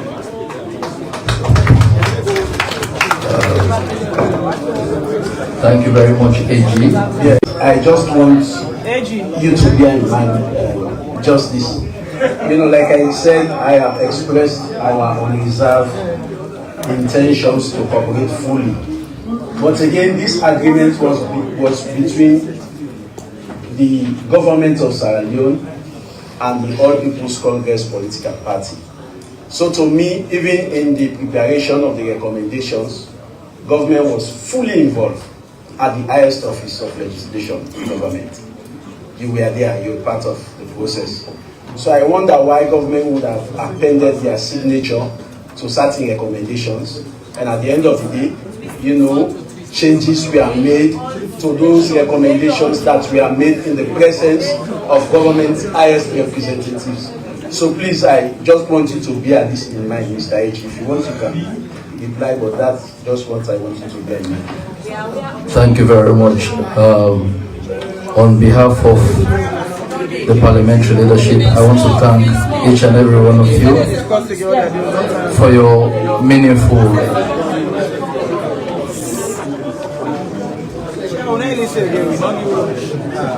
I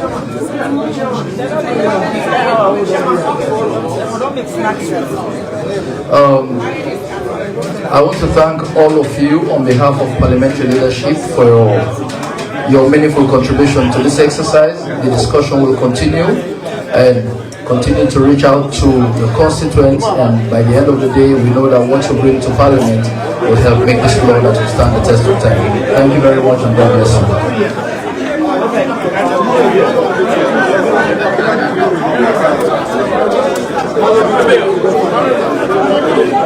Fiber internet facility for both home, office, and business growth? Then Fastnet Sierra Leone is your answer.